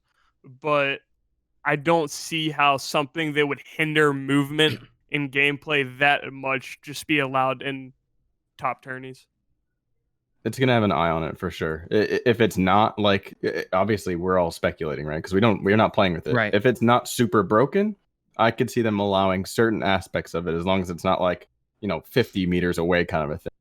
If it's just like you're frozen for 10 seconds and you can't move, of course it's not. Yeah. And so I'll add on to that. First of all, like Luna always just says, like that's why I let him speak first, and I just listen to him, man. He just says the shit, and then I just compound on it because he's just like, I'm serious. So So that's exactly right. Like I don't see folks like banning it, but it's just like it's kind of like man, what was the last thing that we had? Maybe it might have been back in like D1 or whatnot, where certain aspects of a subclass were broken, and so therefore you couldn't have more. It was back in D1 where you couldn't have like higher than a certain tier of regeneration rate or cooldown. Yeah. So say you got like a freeze nade, which Tadium said like literally perfectly. That's exactly what I was going to say. Crowd control elements, crowd control abilities are rough, especially in a movement-based game. Like literally perfect. That's it. So when we have a freeze nade or whatnot, nobody wants to ban a subclass. Nobody wants to ban Spectral back when Spectral was hot like that. What did folks end up doing? They said, okay, we're going to allow Spectral now. You just can't snipe on it. You can't use precision weapons on it. It's the same thing that's going to end up happening once the new subclasses are like play tested or whatnot. It's going to end up being, okay, all right, well, this freeze ability is fucking OP on this grenade right here. Okay, all right, cool. Well, now you can't have more than like 2 or 3 tier grenade energy, and we're going to see how that plays out. And then that forces people to think about, okay, well, is that really the biggest strength on the subclass in competitive play? And is it better for me to use something else? It's going to force diversity as well. So I think the natural, all that perfect. I think the natural economy for the I'm gonna say this and I'm actually gonna get off because these episodes have lately been very, very, very good, and I have a very small amount of time because I still got work to do, and I wake up more before all of y'all. So or you just don't go to sleep like me. So you got a good point try with that. You got a point. You got a point. Good try with that. No, but I think honestly, when it comes down to the community of Destiny, especially in the PvP community, I think that the cycle is going to reset itself. I think it's kind of always the same format, right? We get a bunch of new toys. We try to figure out what works the best, what works the most, what becomes the quote unquote OP, and then we try to mix and match. It's just figuring out a puzzle. When it comes down to Beyond Light, I think Beyond Light is ultimately going to be probably not our. I don't think it's going to be the hardest thing to find a balance in. I think it's just it might take us a tad bit longer because of what the abilities actually do. We are very. I think one of the main things is that we've kind of spent a good 6 or so plus years dealing with Arc, Solar, and Void. We've never had another element to really even be creative with. So I think that that's also going to be a factor. Plus, on top of that, this is now going to be it's literally going to change the game on a completely different scale.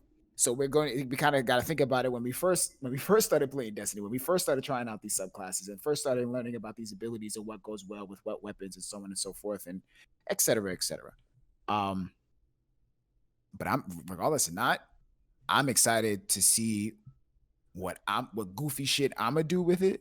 I'm excited to see what you crack sons of bitches are gonna do with it because I can't wait to free somebody and then mountaintop them. Oh man, it's gonna be a good. Did he time. say something? That's when I uninstall. That's I why can't I'm actually not hear playing match-made activities. That's when I rip out my hard drive and throw it through the window. I fucking hate him. Who let this guy here, bro? Yeah, I'm sorry. I'm so sorry that I have to leave y'all with him. Like, sorry. We're towards the end. Nagi, appreciate you, bro. Thank you so much, man. Go get some big rest. love, homie. Take it easy, Nice Nagi. meeting you, man. Every Have a last good one of one. you guys are fantastic. Eli, I'm gonna support you. MADDOX, I already support you. Tony, Gav, I love both your faces. I appreciate all you guys. Y'all stay blessed. Y'all keep doing what y'all doing, man. I support what y'all doing. I told Gavin the same Appreciate thing. you, brother. The same thing. I support exactly what y'all doing. Y'all changing the game with this entire thing. Keep doing exactly what you're doing, boys. Keep doing it. All right. I'll be there. Likewise, brother. All right, y'all. Have a good one. Awesome. Have a good night, boys. All right, so we're at the 2-hour mark. So in good old fashion, we like to go around, give out some recognition to somebody that we know or somebody in the community, and then answer this one last question. So the question is going to be, the question for you guys is going to be if somebody, actually, wait, no, it's actually going to be one piece of advice that you would give to somebody who is trying to focus on getting better. So one thing they should focus on in terms of PvP. So obviously we all know, hey, join in on scrims, join in on pickups, but one piece of like technical advice that you would I got give a to good them. one. So go around and do that, and then obviously do your shout outs. My shout out for this week is going to be to the amazing MADDOX here. The 2v2 tournament was awesome. I got to see parts of that, and it's just good to see new fresh faces running tournaments. Because I say that's one of the biggest things that I would want to see in the community. It's just more people hosting tournaments and just creating that hype. Because as much as I say Destiny is not an esport, it never will be. It is a fun game to play when it is working the way it should. And it is a fun game to watch when you got people vibing out and putting off some crack shots. So yeah, my shout out this week would be for MADDOX. Appreciate that, bro. Thank you. Of course, man. Gaff? Oh man, I actually can't believe that you took my shout out. Like I actually What? Yeah, because I was, man, You better shout Liv out right next to you, or she's gonna slap the hell out of she's no. fine, bro, she's fine. She's I shout her out every day. No, MADDOX, I was gonna shout you out because, and it goes along with the clan, but I'm picking you because of the work that you put in to make that tournament. Like, just seeing things come out of like sounds corny, right? But coming out of my friends, like things that they're passionate about, and actually like going the way that they are going better than how they anticipated it, and making an environment for people to get into things, and basically doing what we've been talking about, right? And I've already shouted Liv out for Scrim Queens. That's why I'm shouting you out, MADDOX. Like, I appreciate it, brother. The new stuff coming out that's allowing more people into this realm of gaming, and more inclusive and non-toxic, that kind of thing. I really like love seeing that shit. So I'm shouting you out big time, Alright. man. I appreciate it, brother. That's a good one. A good one. Means a lot. And Gav, one piece of advice for somebody to work on, any technical advice.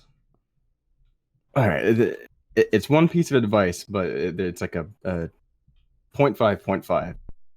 Play with intention. Play like you want to get better. Like you can't sign on and just be like, I'm gonna practice hand cannon, and then like not practice it. Like you got to be in it. Like, all right, I'm practicing my 3 taps and my movement with it, and record your gameplay and watch it back. You're never gonna know what's going on, who shot you from the side, what random nonsense you died by in the moment. It's almost impossible unless you play this game for 4,000 hours and you just have a 5 head. Record your gameplay, see where you went wrong, what you did right. Thanks for stealing my shit. God, I got you. See, that's what I'm here. Exactly what I was gonna. You gotta have that third set of eyes on yourself, from yourself. You know what I mean? You're not gonna know you did something right or did something wrong if you just play for 4 hours, get up, go to sleep, and come back. You're not gonna see if you did it wrong or did it right. And that's what I'd say. Got it. Thank you, Gav, again. Gav, aka Lunarology. Thank you so much. Appreciate you for coming back on the show. No, thank you. Of course. Foreign. I want to say, like, my biggest piece of advice is it's 2-part. One, pick your loadout. Pick what you want to get good as. If you're brand new starting out in scrims, pick what you want to excel as. Because if you keep switching things out, even if it's just changing, your mobility out or your sense or whatever, those small things will mess you up. Just have your build that you want to get good as, you want to compete as, and then go from there. And then another thing is, it goes off of what Gav said, we're recording and watching back your gameplay. But what I did, the biggest thing that helped me out and my team, is that we would have, after our scrim sessions, we would have VOD review sessions. Whenever we would play the top teams, we would watch those games. We didn't care if we got, shit on in those games. We learned the most from those games. See how other people took advantage of things, our mismovements or misjudgments in gameplay, and just go from there and just watch it back. That's where I learned a lot from. And I got to shout out my brothers in Nobis, Maz, Troy, my amazing teammates. I love you all so much. My best friends. All the love to them. And I also want to shout out my mom for actually watching the podcast right now. Lit. Let's go. My mom doesn't even watch this podcast. Mama Foreign. Yeah. Love it. Okay, Eli, Foreign, thank you so much for coming on to the show. Appreciate it. Thank you for having me, man. Of course. Maddox. Okay, so they kind of stole my shit. I'm actually upset about it, but biggest thing that so when it comes to improving myself, the watching your gameplay is huge. That just goes without being said, because you're not going to remember anything that you played for the last 6 hours, except for whenever you did good. You got to know when you did bad, and you got to go back and you got to realize what you did bad and what you needed to improve on, and improve on it. Go in there and focus on something, and it's not going to take a week. It's not going to take 2 weeks. It's going to take months. I've been playing mouse and keyboard since cross save, and I'm still improving. So, and that's a year from now. So you will not improve overnight. It will take you months. So don't stop. Find where you want to be and get there, because it's going to happen. I know anybody that I play with, I know is constantly improving. So, what else is required of me at this moment? I need your social security number, your mother's maiden name, and your shout out. Okay. I didn't have time to think about this. Can you come back to me? We can come back to you. No, I got it. Because I'm gonna kick it right back to him. I'm gonna shout out Gav, and I'm gonna shout out Liv as well too, because not only have they dealt with my bullshit that I do every single day, where I give myself shit and I give them shit every night that we play together, but shout them out, because not only they accepted me into their clan of band Cam Girls, but they've created a space, and they've made it to a point where I wanted to focus on this because of them, because of what they did. And so I want to shout them out, because they're some cool ass people. So everybody should know them. Cool. Love you, Maddox. I'll say it after. Maddox, appreciate you. Thank you so much. Thank you guys. This was fun. I appreciate it. It really was. I enjoyed every second of it. So awesome. Last but not least, 3-time returning champ, T-Steps Tony. Tony, take it away. You already know. First of all, I'm obligatory. If we're talking about things that can help with improvement, get yourself some God roll T-Steps. It's not hard. Stop it. It's not particularly toxic. It's not particularly difficult, to go into a nightfall and farm for 16 hours and just get you some God roll T-Steps. Yeah. I mean, it's not particularly hard. Anybody can do it. And honestly, like, everybody has God roll T-Steps except for literally only one person that I know of. And so it just seems like maybe he isn't I don't think he's dedicated. his priorities. He's not dedicated. Yeah, I don't think he's pushing his priorities. And so, I mean, I'm not going to say names out there. He's busy working. Yeah. Fake maybe warlock. he should reconsider his career. That's all I'm saying. T-Steps are a bit more important. Right. Big love noise thing. Luna, I'll follow him all day long, but Lord have mercy. Play with intention, 100%. I'll flip it up a little bit. Find yourself a mentor. There's a lot of people in this community. There's 2 different levels I'm talking about here. You've got the mentors that will literally respond to you. Hey, what should I'm switching over to M&K. What should my sense be? Hey, is there something with regards to my PC that I should be thinking about my build, or a particular program, or this and that, that can help to, like, clean up latency, blah, blah, blah. If they're willing to respond and give you feedback, constructive feedback, whether it be about your build or whether it be about your gameplay, whatever else, take advantage of that. Find yourself a mentor. You could also find yourself a mentor in another way as well, but you don't ever have to talk to them for the most part, besides maybe interacting with the stream. Find someone who you really enjoy their gameplay, how they play. They clearly are very good at how they play and how they do it.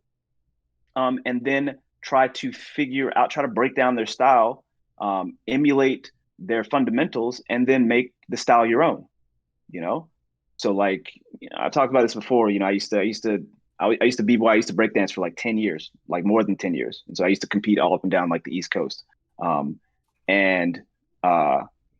Like in b-boying, as with any dance style, you end up making it your own, but it's important that you learn the fundamentals, the foundation first, right? The foundation first. And so what I mean by, like, that second half of So, for example, somebody said something. Somebody just happened to. Well, I don't know if they're talking about actual red, but if red is like a fantastic hunter, if you really want to play top tier on a hunter, like whether you interact with red like personally or not, whether he has time to actually like give you feedback, he's fantastic just to watch and try to emulate his style, try to break down what he's doing with this hunter, try to break down what he's got on his build, how he uses his strafe jump, how he uses his jump just in general, et cetera, et cetera.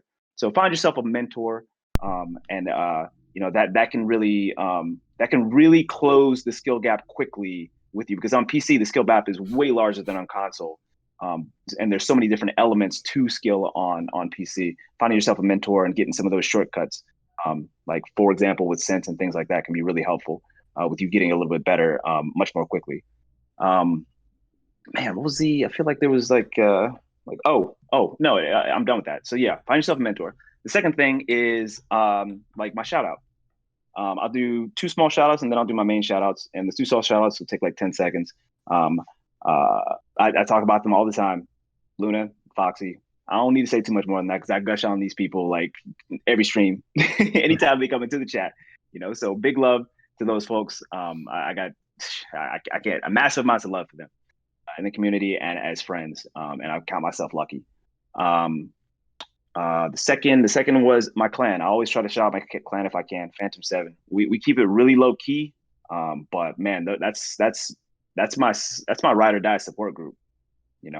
Like I would never be anywhere, no matter where I am in this community or gaming just in general, without those folks right there who have been holding me down in any way possible, shape, form. When sometimes nobody else was. So always got to give love to them, P7. But my main shout out today is going to be to Lunars. So if I mean, some people know Lunars, some people don't. He's OG and he keeps a pretty low profile, but that dude right there, like seriously, like he is like the sweat, like prototype. He's been playing since D1, like almost since the beginning. And he's been playing at a high level since then. And he plays exactly, when I talk about a mentor, like he plays exactly how I want to play. And he analyzes the game. He works harder than most at the game, at his personal play style, at team play style. So I got to always give a shout out to Lunars, man. I love that guy. He has the exact same birthday as me, which is weird. And that's pretty cool as well. But I've been watching him for a long time. It's twitch.tv/Lunars with a Z on the end. And that's my main shout out today. Awesome. Tony, always a pleasure. Much love. Thank you guys all for coming on. Great talks. I hope the conversations were helpful for anybody looking to get into scrims or pickups. Appreciate everybody who came in today. Anybody who's watching on YouTube or listening on Google Play, Spotify, Apple Podcasts, and all that good stuff. Thank you for the support.